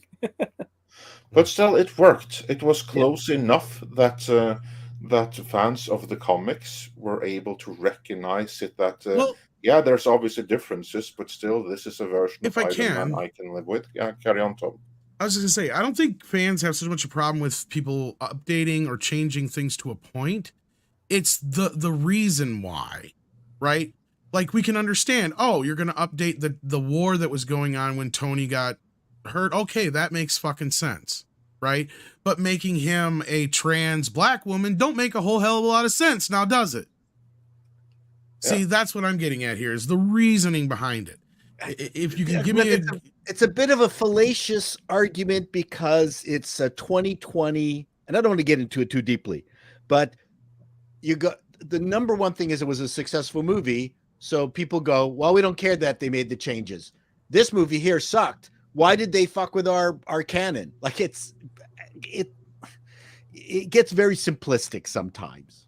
To a point, yes. But here's another example. Like, nobody cared that they changed Nick Fury to black. Why? Because Samuel Jackson had the gravitas to carry that character. That is not what this is about. It's not about just swapping a character either. It's about the politics behind it. It's about why you're doing it. Changing the place and the time of the war that was going on or whatever in the background makes sense because we're, 40 some years removed from the original Iron Man or more. Well, Iron Man movie came out injured during Vietnam, specifically during Vietnam. So like I said, today. So yeah, that's what I'm getting to. Something else. We know that he got injured during a war or during a conflict battle overseas. That's the core aspect of his character. Exactly. Tony Stark gets his heart injured overseas during a military demonstration or operation. It's very abstract. It can be applied to anything. That's fine. The fact of the matter is that it's not so much doing a straight adaptation of the story. It's about capturing the spirit of what is the core characters, and treating them well within a new adventure that is familiar because it follows the adage in Hollywood: give me something the same but different. And that's what Iron Man was. It was very much the same of the character that a lot of people were able to identify with and recognize from the comic books, but it was a different type of story that they hadn't quite seen before, and they found the magic jelly in doing that. He was also when you take a member of the military industrial complex, which Stan Lee, who is a revisionist in his own history, says that it was his intention to take an unpopular genre of person and make him into this warrior for justice. He was anti-military in some way, but also still fighting on the American side. So it was, we wouldn't use the word woke back then, but it was something a bit woke, but he was still fighting on the same side. Well, and Irish Trash makes a point here for $5, says, no, it's a lot of omission, not so much alteration. I can see what you're saying there. And fans can probably forgive something like that more so than they can alterations and all that. But moving on then, speaking of alterations, a show that's had some alterations to it, whether they liked it or not because of their own doing, was The Mandalorian. And I believe, I don't know if all of us have seen it on the panel, but I know at least Andre, Script, and myself have seen it. Paul, have you seen the new episode of The Mandalorian yet? Yes, I have seen the Mandalorian Pirates of the Caribbean episode. Jonas, what about you? I have yet to see it. My family... while I'm still watching Disney Plus shows for the purposes of skewering them, I'm on principle not watching Mandalorian because it's actually what I want to watch. If Gina Carano shows up, I will immediately. They did mention her. They did. One throwaway line. One throwaway line aimed at explaining why she ain't there and won't be showing up. Correct. So I would not hold my breath. So yeah, let's get everybody's views on this. It's been quite a while since we've had a Mandalorian show. And this actually picks up it seems like either a couple years or months after Boba Fett even. And yeah, you're lost if you haven't seen Boba Fett, I guess, to a point. But then again, I can't confirm because I had not seen Boba Fett.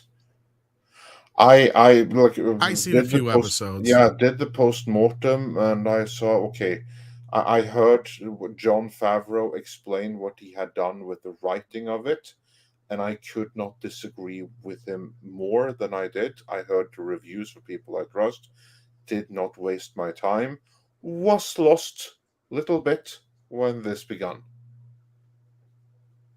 So yeah, I can. Outside of knowing how Grogu and him got back together, I'm not so sure there's very much else you needed to know. Well, there's one Boba Fett contradiction. What's that? Sorry, script. There is one contradiction, is that in the Mandalorian episodes of the Book of Boba Fett, we learned that there's only 2 Mandalorians left outside the Mandalorian, the armor and that big guy that Jon Favreau plays. And yet in this pilot, we see a whole group of them now. Again, it's like, well, where did these people come from when we were just told in Boba Fett that they're all gone except for those 2? Are they Death Watch Mandalorians, or are they? They're part of the Watch. They swear the oath and follow the way. Oh my! Yeah. Where did they come from? If we were just told in the previous adventure that it was just those 2 left, don't they exist in cells, kind of akin to terrorists? Supposedly, but I mean, from what Erica Swallow's character says, she made it appear as if it was just those 2, and then they had the fight with the Darksaber, and it's like, well, wouldn't there be more people that they challenged? Why are they're so yeah, it was very confusing. There's a very big problem with consistency in this show. I have a feeling that's going to be blamed on Dave Filoni. I would not be surprised. The guy is all over the place, and he doesn't know how to write long form, so. He didn't write it. Favreau wrote it. Favreau did write this one, yeah. I gave my quick review this morning on Twitter. I said, if this is the way, it sucks. I'm with you. 30 minutes of nothing fucking happening, kids. Not a goddamn thing happened. Pirates of the Mandalorian. All we learned is that Mandalorian needs a fucking bath. That's what we learned. What we learned is that the lake where they hang out is fucking dangerous, and they need to go someplace else. Yeah, there's an alligator turtle in there. They got killed already, so whatever. Yeah, I mean, that's a lousy resort. TripAdvisor 1 out of 5. Yeah, I will also say that the Mandalorians, I mean, here you have like some of the most trained killers and assassins and everything in the galaxy, and then they go and have this ceremony, basically a baptism for a young Mando, and then they all get taken out by a meth crocodile. Well, only like 1 or 2 of them maybe died, if that. Yes, still, I would say that for a baptism, for a baptism, that is still an unacceptable number. Script's right. It reminded me of that video that went around with that huge fucking fish that everybody believed. I'm like, how can that even be real? First of all, there's no way that fish could fit in that area. There's no way that lake is that deep. And, it's just like, yeah, it didn't. No, like where that kid was standing, it looked like it was a typical coast, that the lake was shallow, but then the giant alligator thing came out 5 feet from behind him. And it's like, well, does the water go off taper into a cliff underneath it? That's exactly my point, Script. It's like, all these people are buying into that video. That was my point. It's like, no, unless there's no bottom there, that's not how this works, right? Like, and then on top of that, why is the alligator staying in the water still? Why isn't it just charged forward? There's a whole beach for them to. It was 4.5 minutes of just complete nonsense. Dumb stuff. Yeah, it was like something you'd see in the cutscene of a online Star Wars game. Yeah. Just to briefly reference the super chat we got in earlier. I never thought I would ever say this, but right now, Star Trek Picard is better than The Mandalorian. I would say yes. Mm-hmm. That Mandalorian was a dumb episode where nothing happened, and is it bad? But it's not good. For once, I agree with Tom. Write this down. Write this down. Take a little note, because I giggled once. I giggled one time. And that was when Grogu hugged the little engineer guy. He's like, no squishing my belly, or whatever the little guy said. That kind of made me giggle a little bit, but that's not enough for me to forgive this shit.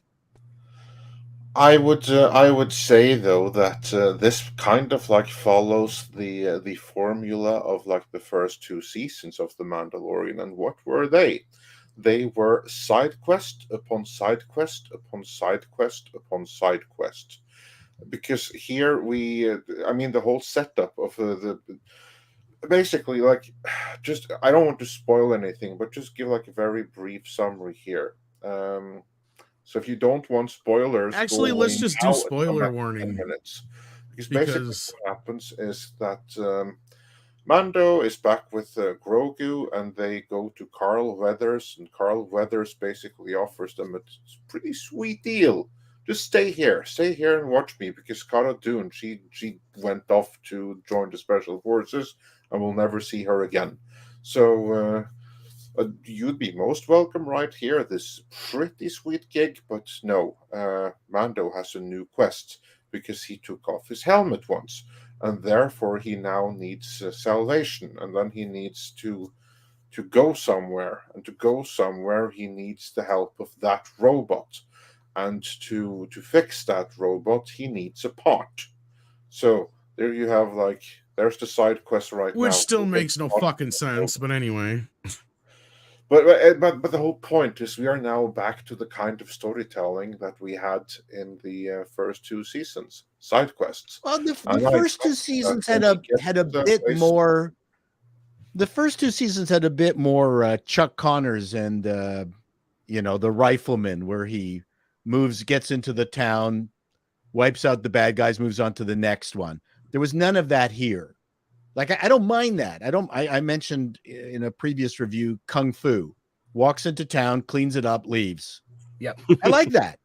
Honestly, I'm going to agree with you, Paul, on this. So mark that down for once.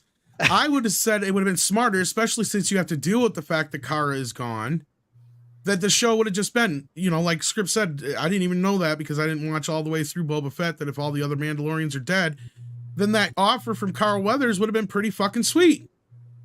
He should have been like, yeah, I will be the marshal of this town. There's your setup for this season of the show. But what you have is other outside forces keep coming in and fucking with him, or whatever happens. And that was the whole other thing when, again, we got the spoilers banner up anyway, so I don't care.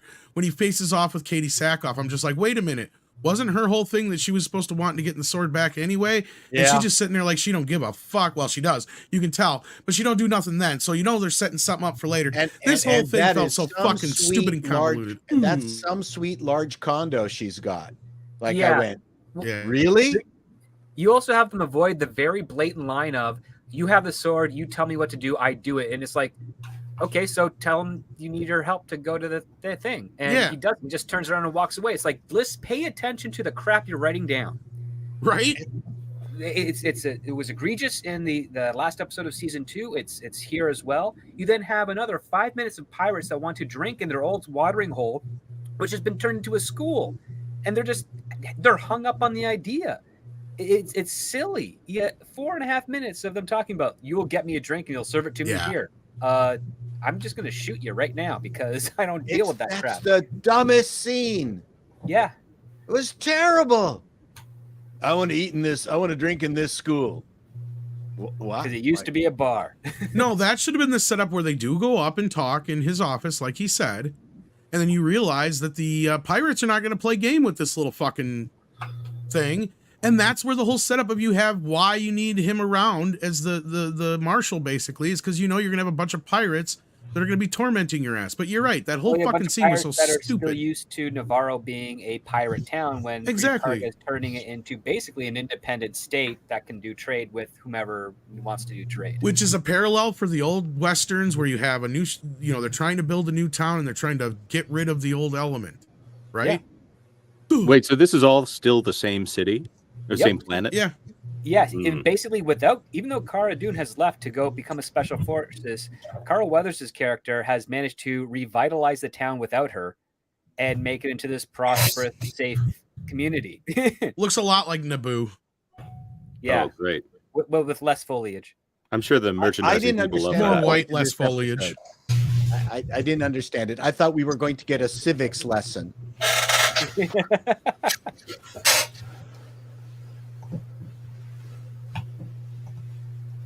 Yeah.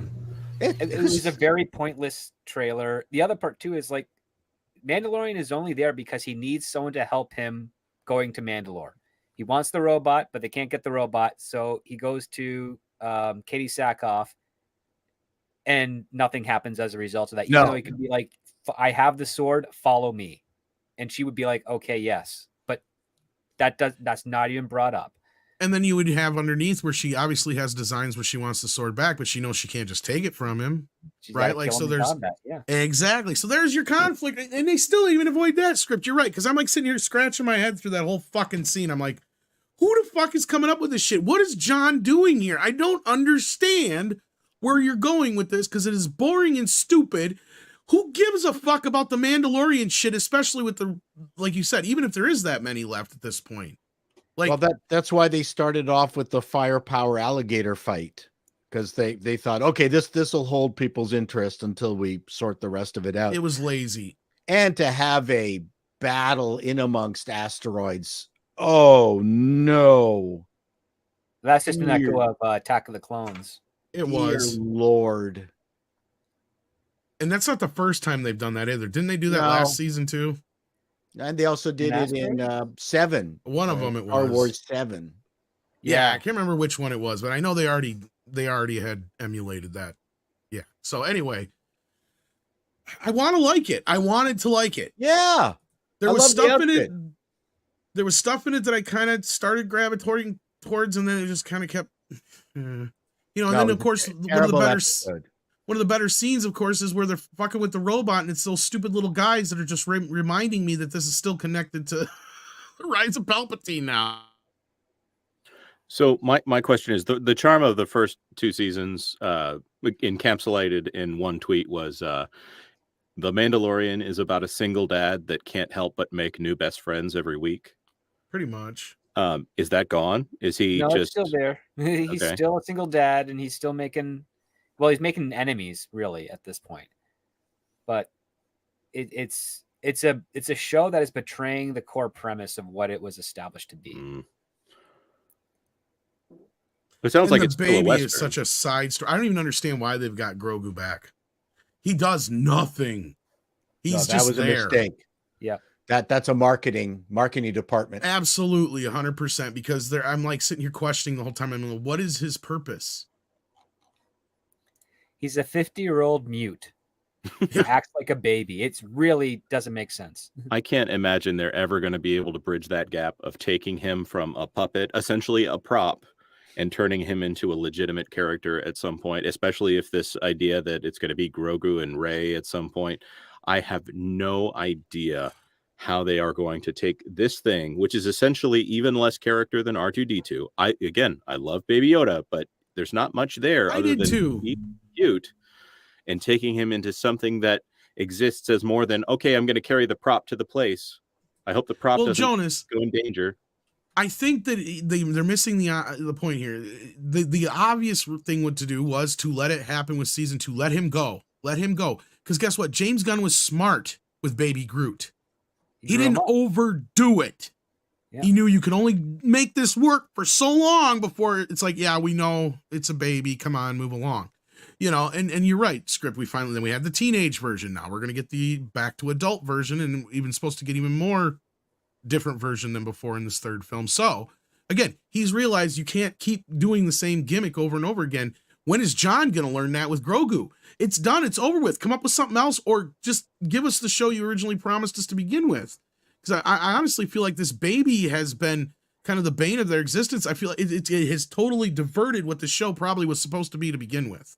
I don't think that baby was meant to be this big of a part of the show. I think it was only meant to be a couple episodes, and that's it. It's supposed to be Ellie. Yeah. It's supposed to be. It's the last of them. Don't even get us onto that. Last of it. I think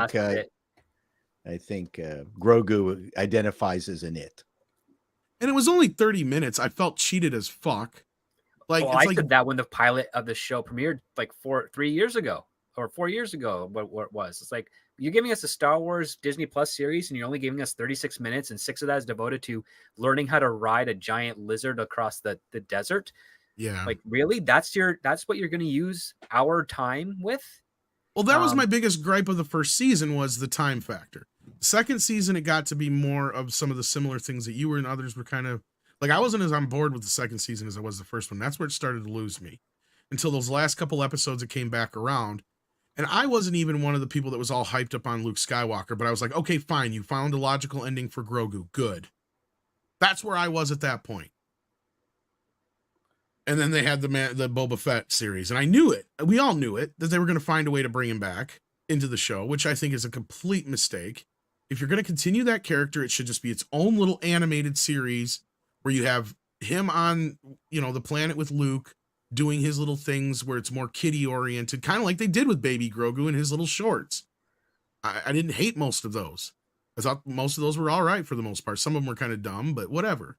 Like that, I wouldn't have had a problem with. You continue that there. This should be Gunsmoke now. This is not. This is fucking stupid. It's getting redundant. So then these 2 episodes of The Mandalorian that are in the middle of Book of Boba Fett, do we think that was the legitimate first episodes of Mandalorian season 3? And then they had to rush to get this here, and it's not really something that's worthy of being the beginning of season 3? Jonas, I think that they really had initially planned on spinning the baby off into something different. I think that this was supposed to be the setting up of the Rangers of the Republic this season, and it was supposed to be, the final showdown between him and What's-Her-Face, which we will eventually see. But I think Gina Carano being fired threw everything up into a tizzy, and they panicked, and they're like, we got to get that baby back in the show. Because people are pissed, so we got to find a way to keep everybody happy, and somebody said you got to get the baby back in the show. That was the main thing. Now, is I guarantee you that's what it boiled down to, because otherwise, why do you set yourself up like that? And those 2 episodes in the Boba Fett, they feel completely out of nowhere compared to the rest of the show. If I can throw in a merchandising question here, because this is always fascinating. When they bring back a character they shouldn't bring back, have they changed anyone's look to where they can sell new toys immediately? He's got Mandalorian armor underneath his potato sack. That part, and I don't know about the Mando himself, but what's his face? Carl Weathers' character has a completely new look. He has a very big costume. Yeah, he has money now, and he dresses like it. Well, and he has robots and he acts like lift his train. And a new set of villains that you can tell right away that these guys are going to be recurring, because a point is made that you just made enemies, and these are going to come looking for you. I was just thinking and begging the TV that the pirate guy and Weathers do not pull the gun. They just holster, move on. Like, please do not do the Western shootout. And I went, oh God. And they did. Yeah. And they did it horribly. I mean, I don't know what they made it was felt forced as fuck. Oh, you guys are right. Like, there's no logical reason for these guys, because they defuse it right away, right? And they're like, okay, they know each other, they're talking, blah blah blah blah. But then all of a sudden, out of nowhere, this guy just decides he's gonna have a drink in this school no matter fucking what, when he knows what's gonna happen, right? It's like you're forcing these characters into acting in ways that is completely unrealistic. Right? Like, I could have understand you got him up in the office. There's still a disagreement. Like Script said, it's a perfect setup for, future issues with the pirates. Them saying, no, this used to be one of our major trading ports and you're telling us we can't come here anymore. Fuck you. Like, that should have been the setup there. It shouldn't have been this stupid shootout that it was. Well, set up something that looks cliche and then find a twist. Yeah. I mean, right. That's not hard to do. It's you listen to Bach and you keep going, where'd he pull that note out of his ass? Like, holy smokes, you're constantly surprised listening. And then you watch a show like this and you go, oh, asteroid field. Oh, they can't hit the side of a barn, but he nails them. Oh, look at that. Bad guys, shoot up, dead. Oh, well, revenge. This is where I started questioning because I'm like, I don't get it. He's like, I'm going into the school and I'm having a drink. It's like, well, where are you going to get the booze, smart guy? All they're Like, serving fucking- in there is milk. Yeah. Like, what are you going to get? Some chocolate blue milk or what? That's all you've got is arrowroots and milk. What the hell? What's with this green milk? That's Why right. are there so many underage people in this bar? That's Yeah. right. And they're It short. made no fucking sense whatsoever. So They yeah, know you they're have it just short a forced shootout, and then basically he leaves, and The pirates attack him in space. pirates attack him in space as expected, and then he gets out of that situation and winds up talking to Katie and Sackhoff, and that's it. He's flying in exactly the part in space where the pirates are. Right. The vastness of space. You know, this was the route. In any direction to go in any place to the infinity, he picks the one where the pirates already are. All right, let me ask. I watched Tombstone about a month ago, and I'm thinking about the Cowboys, the gang in Tombstone. All right, is this a situation where there is another more foreboding villain off in the distance, and this is the drunk? Oh, so there is another villain out there.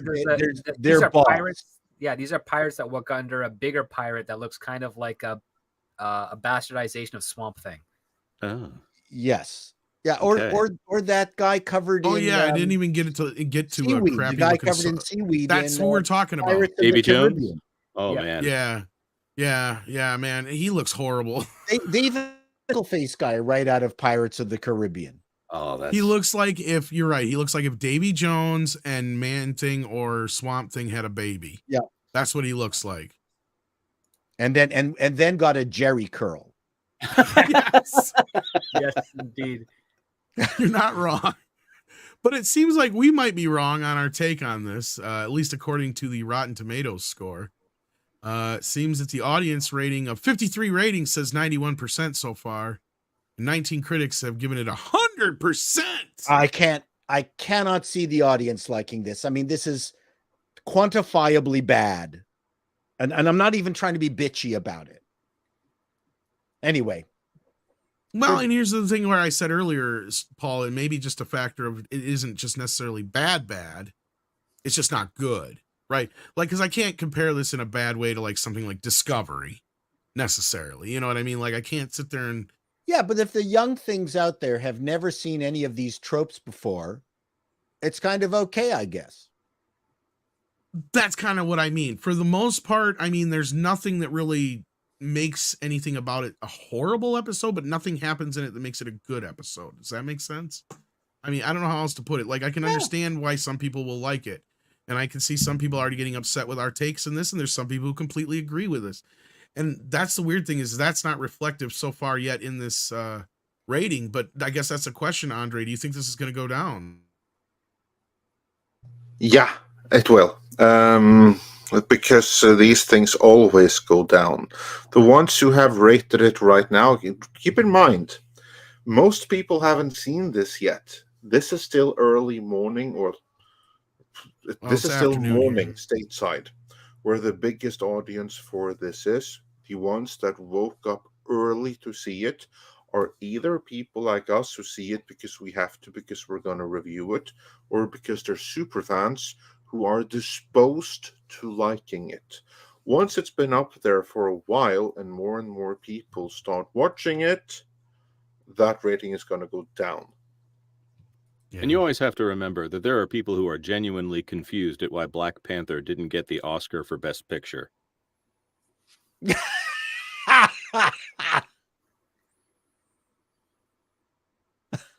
There is literally a world of people who they don't watch a movie unless it is directly marketed to them and is a huge tentpole picture.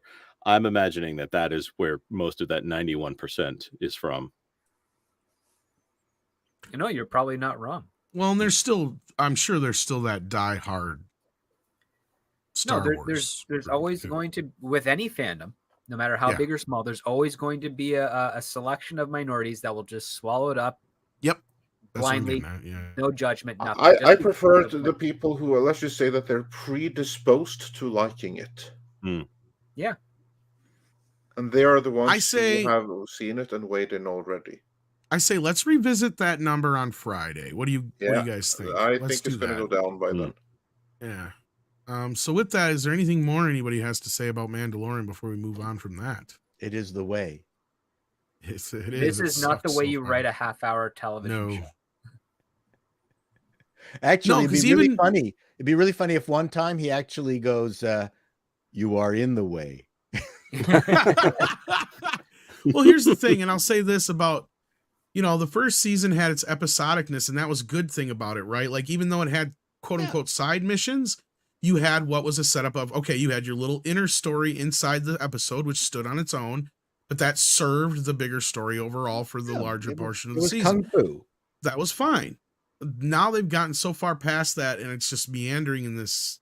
I don't know. Well, this is only the first episode. It could get stunningly better. Needs a bath. Yeah. But Jonas has to leave us now. I don't think there was any specific super chats that came in for you specifically. So with that, thank you, Jonas. I know you're a very busy man yourself. We love it when you get a chance to talk to us. Is there anything you want to plug on your way out? Well, first of all, I love it when I get to drop in. New episode of Everything Woke premiered this morning. Everything Woke about Star Trek Picard Part 3. And I am very glad to say that I will not be doing any more episodes on Star Trek Picard, or I might succumb to its corrupt ideology. My goodness. You're talking about the first second season. Episode was so thorough. I think I commented that it was painful watching. So now you understand what we went through, Paul. And in the last episode, they put the cap on everything, and they bring back characters just to add to the list of people begging for a merciful death, and that's not even a joke.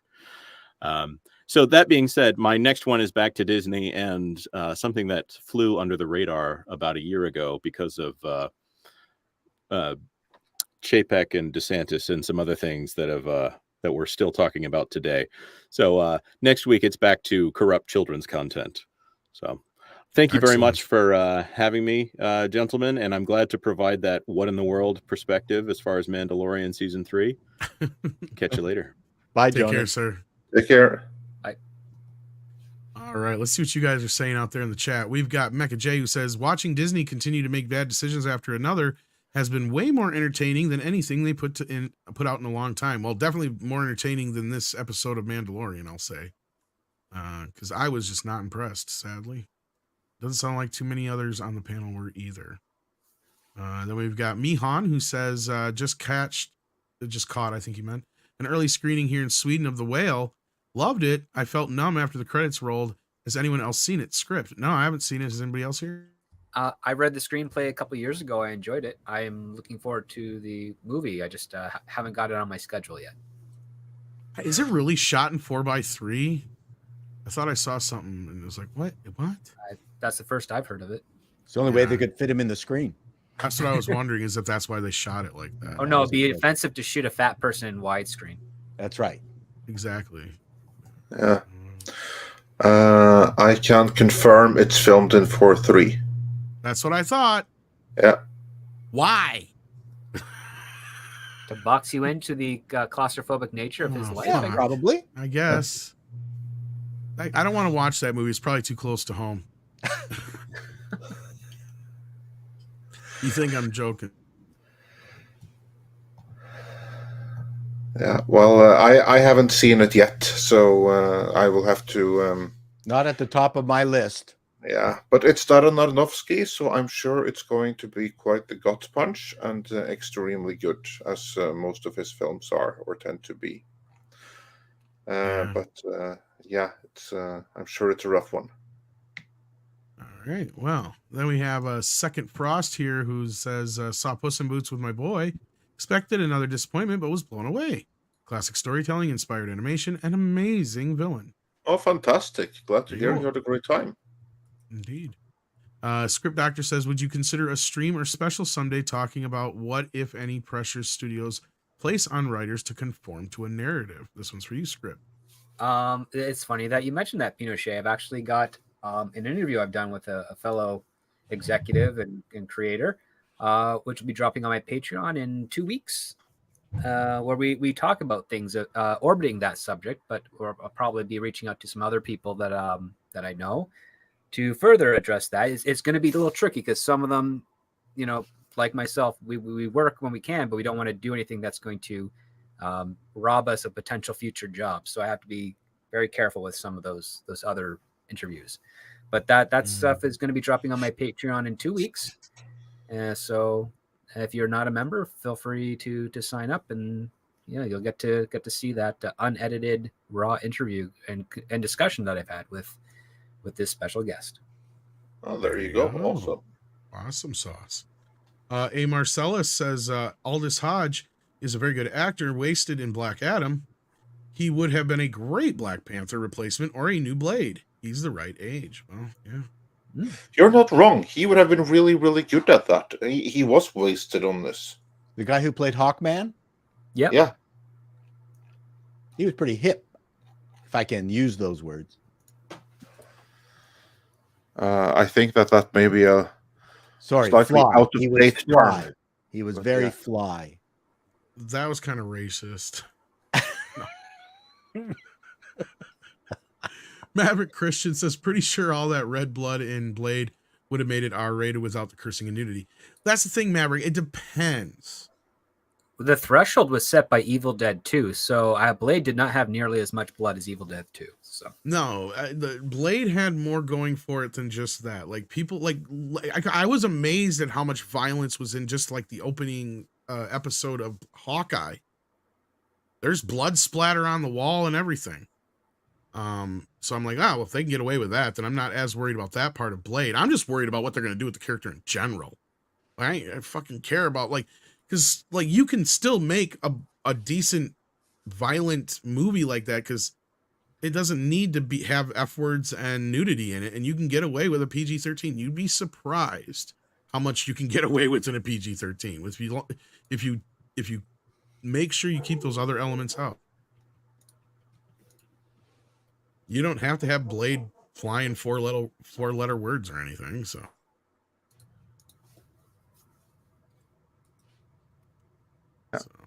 that's just my take on it. We'll see. I have very little confidence in it from what I remember going on behind the scenes back then. Yes, Sadie, we know something's going on outside. It's just got you all worked up.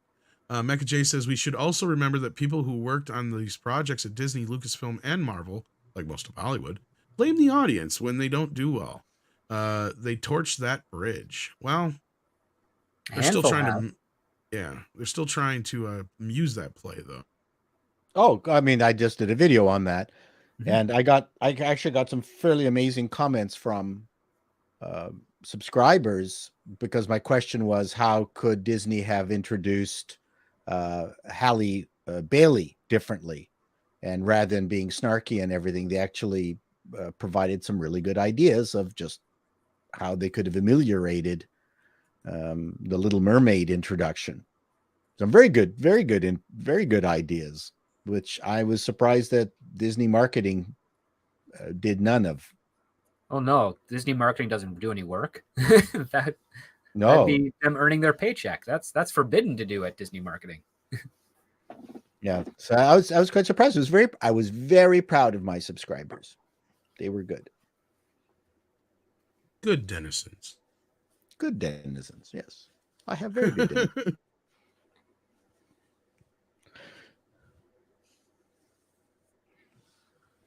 And then we have Mihan who says, Warner Brothers want Jackson and company to do Middle Earth. Thoughts? Well, we did talk a little bit about this already on previous streams, but I think Amazon's a little worried. Yeah. Amazon are shitting their pants, and rightfully so. I'll say this, though. I think that Peter Jackson and his partners in crime coming back isn't going to be as good as people think. Because now it's 20 years, more than 20 years actually, since they did what was honestly their life work.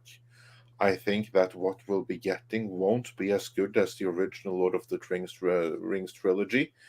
Probably is going to be something at the level of The Hobbit, and that is still leaps and bounds ahead of I was just going to say it's still better. Amazon is capable of doing, even if they have all female directors for season 2. No, I mean, the biggest uphill battle they're going to have is what do they do? Because your best stories have already been told. So you're going to have to mine for other things. And in that respect, I understand that it's going to be a bit of an uphill battle, but they're already winning purely on the fact that they're the real stuff. And they're winning on the fact that the Rings of Power is out and everyone has seen it. No, sorry. Most people haven't seen it, but those that cared saw it and they all hated it. I mean, not even the super fans saw it in the end. The best bet is actually the Silmarillion, because there's no real stories in it, just outlines of characters. Well, and that's probably what they'll mine the most of, I'd imagine. And so, you've done the books. They might do Tom Bombadil, which actually is the weakest part of Lord of the Rings.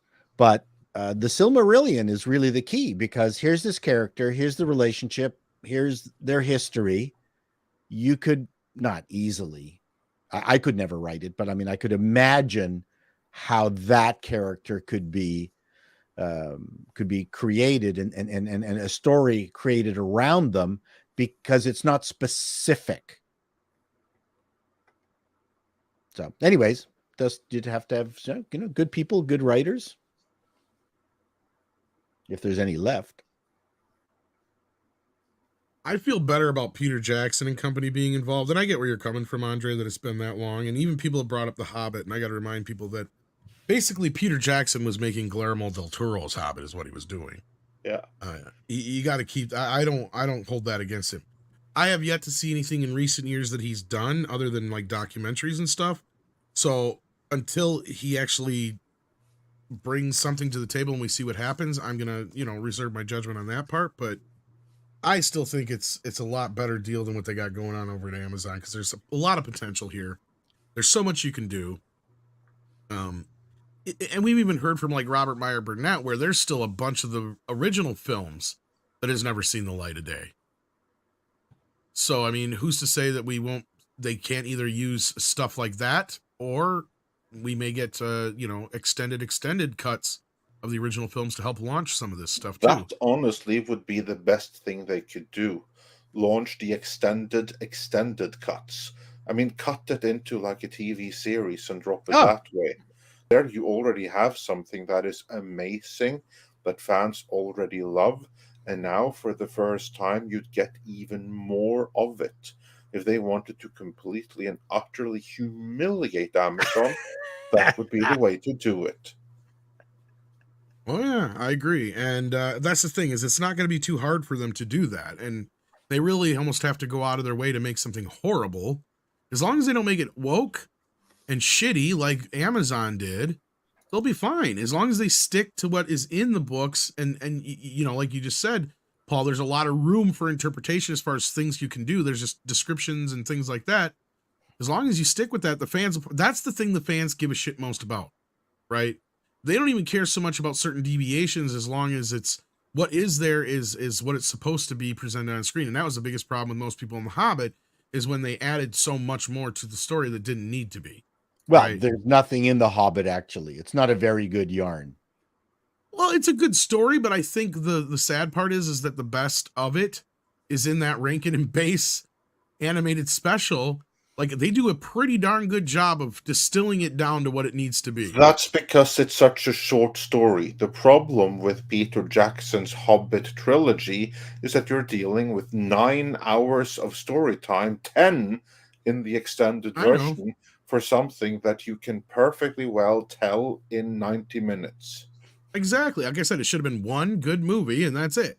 Yeah. But instead we've gotten that bloated mess. If Warner's and Peter Jackson are smart, and I'm going to tell them my suggestion, is that they need to start small. I think they need to have characters that are inhabiting Middle Earth that, and I'm going to metaphorically, are seeing wars and stuff happening in the distance.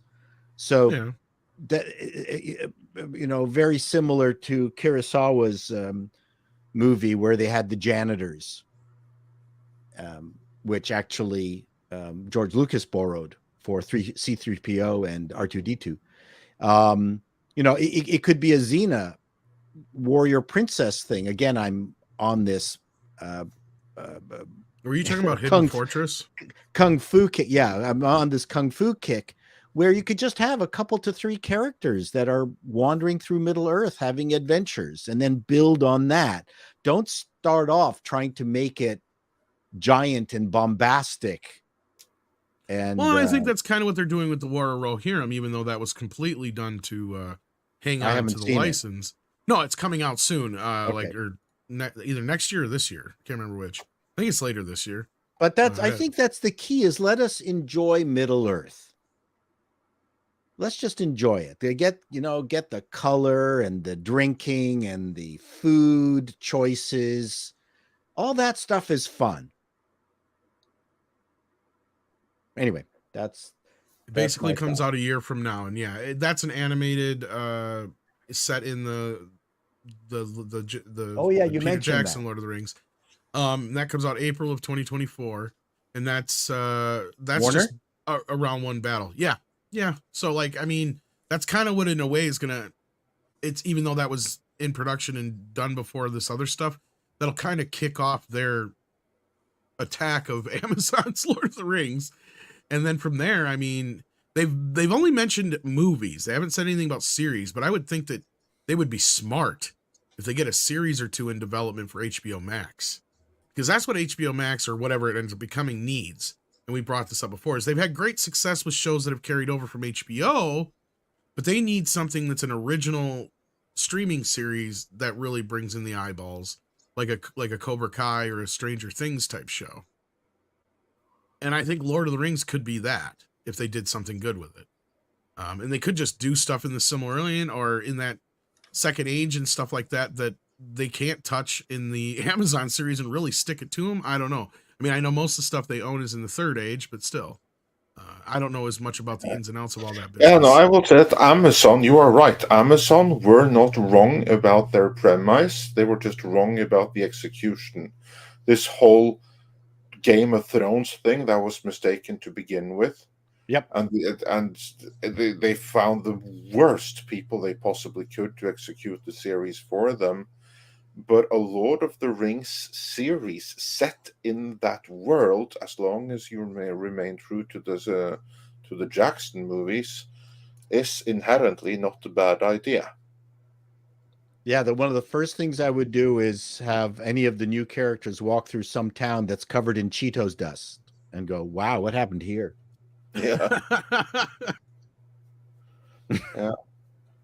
I'm still looking forward to what's going to happen between of the sex scene between the Rey of the series, Galadriel, and Sauron. Looking for their offspring. I look forward to that in season 2. Yeah. I have no idea what ROP has in mind or what they can do. Well, I know what they are not able to do, and that is something good. But what is good is the super chat, so let's get into them. Indeed. Although I would be all down for this, Smeagol the Wonder Years. They kind of did it. I do without precious. They did have it in which of the movies where they went back in time and showed we already saw that as a hobbit. The only other thing they could do is if he ever got sent on little stupid quests, but I would be kind of stupid, and I don't think he would be by anybody. So we don't care about. He holds himself up he holds up in the cave, and that's where he stays. Yes, so sent him to a Mandalorian like side quest. Yeah, there could be like stuff that he stumbled upon between The Hobbit and Lord of the Rings to get to the Shire, and you can tell that story, but who cares? We already know what happens, so it's kind of stupid. Mario Trillo says, sense, logic. What are you guys smoking? This is Disney. Well, you got that point. That is true. Actually, you know what I wouldn't mind is seeing the good years of Gandalf and Saruman when they actually were together fighting bad stuff. Just the two of them together. Before the corruption. Yeah. Before the corruption. That Maybe would be really neat. Maybe that's what we'll get out of Warner's. I don't know. I don't know if they can do that or not. They might be able to. Wizards at work. Mecha J says, I've yet to see Mando season 3 trend on Twitter, but you guys know what is trending or who is trending? Gina. I've noticed that. I did notice that. But again, very nice photo of her. We didn't even, I totally spaced out that it was coming out this week until Chris had brought it up on Monday. Only goes to show that in the firing, Gina Carano ended Star Wars. They might not have known right away, but it did. Isn't that funny? What a funny little butterfly moment. No, get rid of the one character that supports the strong female lead that they've been vying for years. And yeah, their show. But she's deplorable script. She's the wrong kind of strong woman. She's the kind of strong woman that's against them and not with them. Beep, bop, boop script. We can't let that slide. Yeah. Anyway, Tennille89 says, ahoy from work. Well, ahoy! Not exactly relevant, but I'm editing old NFL footage today. Oh, cool. Right now it's at Lambeau Field. Excellent. Am I going to find you in the stands, Tom? No, but you might find many family members that you wouldn't recognize, but yes. That's very plausible. There's a G in there, Tom. Okay. It's one of my bugaboos. I'm sorry. I'm from Wisconsin. I'm going to say it how I say it. Recognize. Drives me nuts. Tomato, tomato, my friend. A. Marcellus says, did Filoni and Favreau even plan out Grogu's age? Yoda told Luke he trained Jedi for 800 years. That means he was already an adult by 100. When the hell is Grogu hitting his growth spurt? This is something script I think you've had a big issue with at the start. They defined him. Grogu's 50 years old. And it doesn't make sense on a evolutionary aspect, because if he's still a child at 50, there's no way his species would be able to survive. No. So they're not paying attention to their own rules that they're setting up, which is again a staple of bad writing. It's like, oh, he's a baby Yoda, so he's 50, he should still be small. That's fine, but he should be able to speak, be able to listen and have some sort of means of communication. Comprehension skills, yeah. And also the ability to survive on his own by this point. Doesn't matter that he's small. Like if he's got the Force powers, he should be able to use that to survive. He shouldn't be like a 2-year-old baby. It doesn't make sense.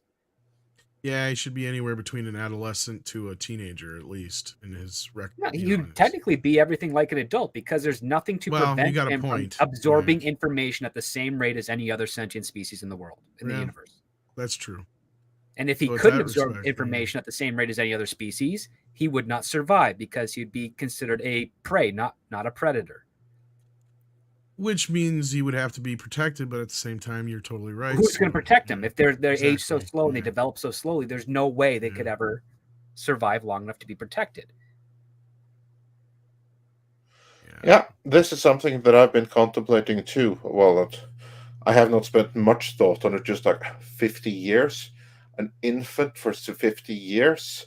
Yeah, that's a horrible evolutionary strategy for any species. But then again, this is Star Wars, and let's all remember, Star Wars, contrary to what many seem to believe, is not science fiction. Star Wars is fantasy, pure fantasy.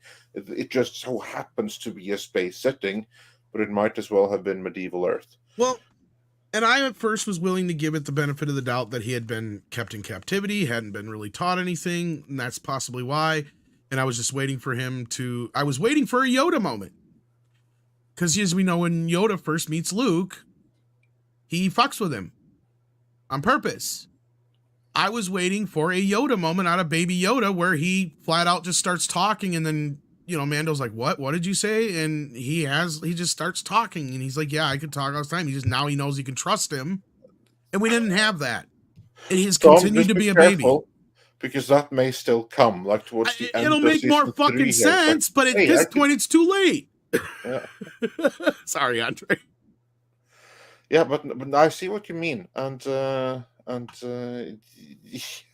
I would not be too surprised if that still came. Like, yeah, of course, I'm a 50-year-old dude. I've been understanding everything the whole time. But yeah, it's too late for that now. But I wouldn't put them past them, because I lost a lot of confidence in Jon Favreau as a writer over Boba Fett. Because I could see it as a to go off of Script's point, as a survival thing at that point. As long as he acts like that, 9 times out of 10, most people aren't going to kill him. So like, he's gotten to a point, but then sooner or later he's got to drop the act. You know what I mean? He's got, basically that's what I said. It'd be funny if he's like voiced by Danny DeVito or something like that, because that would be a Yoda thing, right? All of a sudden he just starts talking. He's like, yeah, I can talk all this time. I'm just not stupid. Like. But we didn't get that. So you would snuggle into my chest and arms. It's like, yeah, you're warm. It was warm. Who doesn't like to be pampered? And that would actually be kind of funny.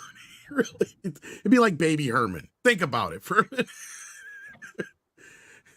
I think it'd be kind of cute. Anyway, Thursic Versus says the tragedy of D+ Star Wars may be the Lucasfilm is still sitting on dozens of finished scripts for Star Wars Underworld. They don't care. They don't want to use anything George Lucas had anything to do with it or anything to do with. So I wouldn't get your hopes up for seeing that anytime soon unless somebody leaks it out. What is your guys' take on that? I would not hold my breath. Yeah. Jonas is on board for my idea. I'm a 50-year-old stuck in a 3-year-old dinky. Jesus Davila has been a member for a year and gifted 1 membership. Thank you so much, Jesus Davila. That was very generous of you. Maverick Christian says, love Chato's wit and Harry Potter glasses. Well, I didn't know if did you steal your glasses from Harry Potter? I had myself on mute. Yes, I stole it from his cold, dead body. That's cold. How did you beat him? I beat him with a broomstick. Oh, Jesus. A Kidditch. Killed him in the closet bedroom he lived underneath the stairs. Yeah, I just locked him in there. Then he starved. That was the Hungarian who lives, says Jonas. That Bad Batch, though, says Master Clockwork. I love watching these elite soldiers screw up every mission while babysitting some kid. It's great. Sarcasm. Yeah, I heard about that. I've never been into the animated stuff so much, but I heard that the Bad Batch kind of became another show about babysitters. What is it with Disney trying to turn everybody into babysitters lately? They did it to Thor, too. What the fuck? I don't get it. Monkey Jeebus has been a member for 13 months. Thank you so much. Deleted Scene says the True Lies series begins tonight. Thoughts? I saw a trailer for it, and I'm confused as hell. It's Matt Nix. I reviewed the pilot script on my Patreon when I started it. So do we have access to that, Andre? We can read the review and the pilot script itself. I haven't checked. I don't know where it is. I haven't checked out if we have access to it. What channel is it on? On our Patreon or the Patreon? It's on NBC. I think it's an NBC show, if I'm not mistaken. Oh, the show. I'm sorry. Yes, I think it's CBS or is it ABC? ABC. Is it ABC? I don't think it's Disney. Might be. Let me double check. No, it's on CBS. I was right. It's on CBS. That's Paramount. Yeah. I don't know how they got it, but they got it. And because it was Fox. But they got James Cameron all over the goddamn thing, even though I don't think he has anything to do with it. No, in fact, the pilot is more akin to the French version of True Lies than the movie. And the movie is based off of a French film, so. Yeah, exactly. I was just going to say that. And I'm confused as fuck when I said that because they've got Tom Arnold in the show. I'm like, so is he playing the same character? Or is it somebody different? I have no clue what's going on here. Because they really do everything they can to kind of make you feel like, oh, is this a spin-off? Is this related to the original? Is it a remake? Is it a reboot? What is this? You saw Tom Arnold in the promotion? I didn't see any Tom Arnold in the promotion. There was one in the one I saw. Huh. He's in not it. Credited on anything, and I know his character's not in it. Well, then he must be playing a different character. Or it's a cameo then, because he was in the one promotion for it. That or he put something out and it was fake. Because he had his face in there. It was like a shot of him in it. But yeah, he's not listed in the credits. So unless it's just it might just be a cameo or something. If not, he's just fucking with people. So I think it was his Twitter, if I remember right. So it could very well be. So he's just probably doing it for a stunt then. If it was on his Twitter. Could be. You're right in that respect. I was like trying to figure it out. The Fran Drescher character from, and I said this back when we were reviewing She-Hulk. She from She-Hulk is playing Helen Hauser.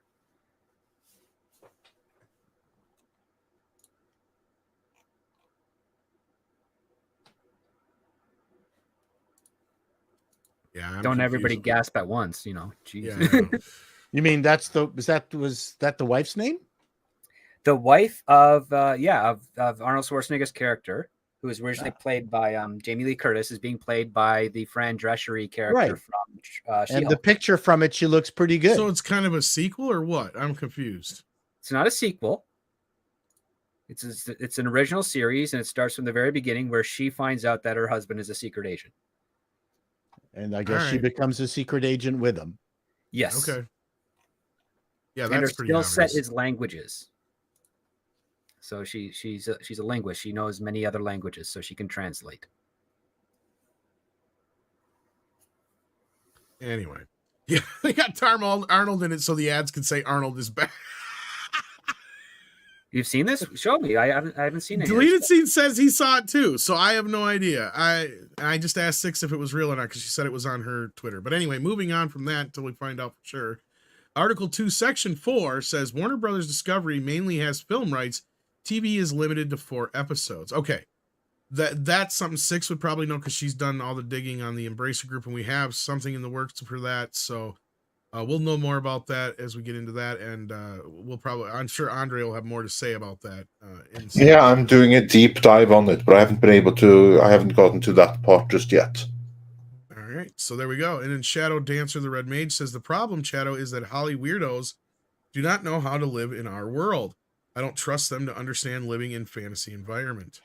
Well, that's an interesting discussion. Number one, actors are different. They don't live in our world, but that's what makes them actors. Then there's the issue of success, which drives that home even harder. But again, you can't tar and feather everybody with the same brush. There's many different kinds of actors, and there's crazy people and there's crazy actors, but mostly crazy actors. We pay them to be other people.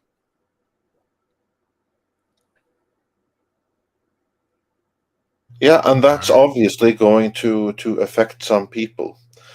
Yeah, and oh my God, listen, you gain a certain amount of toughness by going to one audition after another, and then you have to learn how to audition. I learned how to audition, and then once I did that, I got almost every single role that I auditioned for. I found out what the secret was, at least for me. And but I mean, and rejection is taken personally when more often than not, it's because you weren't the right type. So people hire types more than anything. They assume that you're a good plumber and you have the skills, and when you show up, you can hit your mark and say your lines. That they assume that. Oh, it's funny. I just heard Stallone saying something to that effect, where he has very little patience with, as a director, he has very little patience coming from the acting standpoint. Because he's like, that should be your job. You should be able to show up, know your lines, know what you're supposed to do, this bullshit of the actor trying to find themselves on the set is bullshit, and all this other crap. It's like that's just an excuse for not wanting to read the fucking script. Yeah, and then there's the problem where a lot of American actors are method actors, which makes it even more difficult.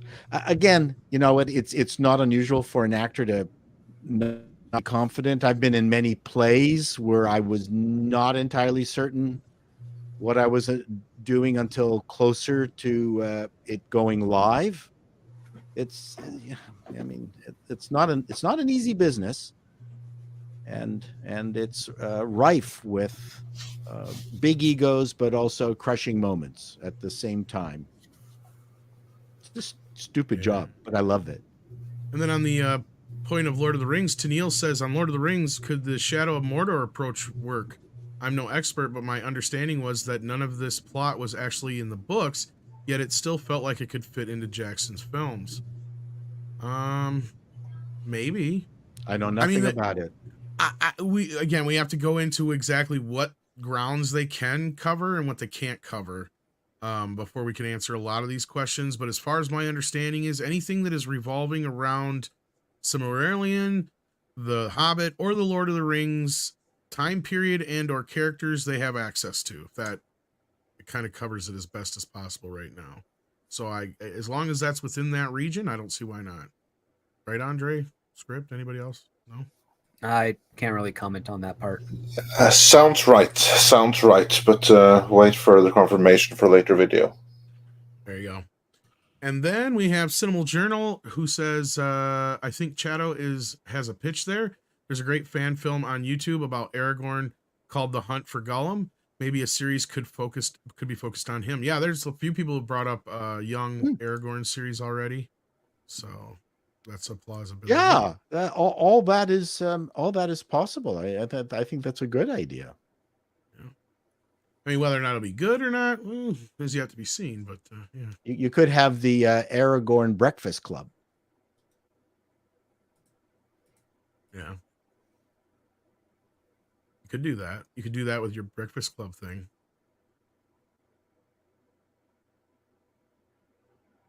There could be an elves Hogwartsy kind of thing where young elves are going through their paces, learning the way. Oh, Mom didn't pack my unleavened lunch or whatever that stupid thing. Second breakfast. Wrong franchise, Terry. I think you were thinking about the Mandalorian. That's where the way is. Like Jonas said, it would be called the Second Breakfast Club. There you go. Jamie G, Voltaic Blood, has been a member for 16 months. It says, Hale, working on a cyberpunk vampire short film, proof of concept, Voltaic Blood. Shooting in July, release Halloween, updates mainly on, I think it's Instagram. Cyberpunk vampire. That's a mix combo you don't hear every day. It would Why not? It's an original idea. I'm more for people doing like original proof of concept type stuff than I am for somebody going like, I want to do a Star Wars fan film or a Star Trek fan film. It's like, great. You've almost guaranteed you're either not going to work in any of those fields in the future or whatever, because at this point, the way the system is, that's the way it kind of works. It used to not be that way so much, but I'd rather see somebody's original idea as a fan film of sorts or a independent proof of concept than I would something like that. But yeah, well, you're burning your money when you do that, essentially. Like, yeah, you're learning how to make a short film and you're learning stuff on the value, but you can't make any money off of that without violating IP rights. Exactly. I think the only person who really made a fan film that actually got into the IP was the guy who was behind Troops, the parody of Cops with stormtroopers. Pretty much, and that's just because George used to foster the fan films, and that's why I said outside of that rare time in history, because he pulled a few people out of there. Like there was even some guys who like worked on droids and stuff that he would use and stuff like that. What I don't understand is how come there aren't more science fiction films and ones that don't feature dystopian world. No, dystopian's cheap to do. That's why. And I guess it's because like I subscribe to the channel Dust, which has a bunch of short films. Their science fiction stuff is very derivative. Yeah, I don't think it's particularly good. No. But there's so much good science fiction out there. There's got to be people with imagination to be able to pull it off. You read a book like Stanislaw Lem's The Invincible, which is an ironic title, and it's just got such brilliant science fiction in there, and it's a great story, not with a happy ending, but and I just don't understand why. I guess people can't do science fiction anymore. They fall into the fantasy realm. I don't understand. Well, there is that line. Like you've got a point there, Paul. I guess I'd have to agree that there hasn't been any really good, straightforward science fiction in a long time. A lot of it's science fantasy anymore, more along the lines of Star Wars than Star Trek, which I would say is a good demarcation of what's the difference between what's the difference between fantasy and sci-fi? Well, that's the difference right there. I would say Star Trek had some really good science fiction in there. Some good That's ideas. what I'm saying. It's a good comparison, is that most people know. But yeah, we haven't had like a Logan's Run or a Silent Running or anything like that in any time in the last God knows how many years. I mean, yeah, we've had the remakes or reboots or whatever you want to call of I Am Legend and stuff like that. But even that's still, superhero-y. Yeah, again, it's not quite what I would consider straightforward sci-fi, So yeah, I agree with you. It's been a while since we've had some good sci-fi. Maybe we're just too jaded and we know everything. That could be, according to some people in the chat. We are. With that, we are caught up on all the super chats and the member chats. So thank you so much, everybody, for the support and for listening today. Paul, do you have anything to plug on your way out the door? Just launched Iger called me this morning. I suggest that everyone check out my channel and review the phone conversation we had. It's quite interesting. He was trying to shake me down for my YouTube money. I was very disgusted. So everyone be sure to check that out. Also check out Script Doctor and his Patreon. Link is in the description, of course. Also go and check out Cultured Casino, who was here earlier, and the link that the video that he just posted. Script, anything else you wanted to plug on the way out the door? No, I think you covered it. Thank you so much, sir, for having me on today. Been a pleasure chatting with you all. Absolutely. Been a pleasure to have you all. Been a pleasure to have all of you that were watching live here as well. Please sure to smash that like if you haven't done so already. Be on the lookout for another video tomorrow, regular scripted one. And with that, it is time for some koalas in the rain. By Tom, by Andre. Koalas in the rain, koalas in the rain, no fucks given. Koalas in the rain.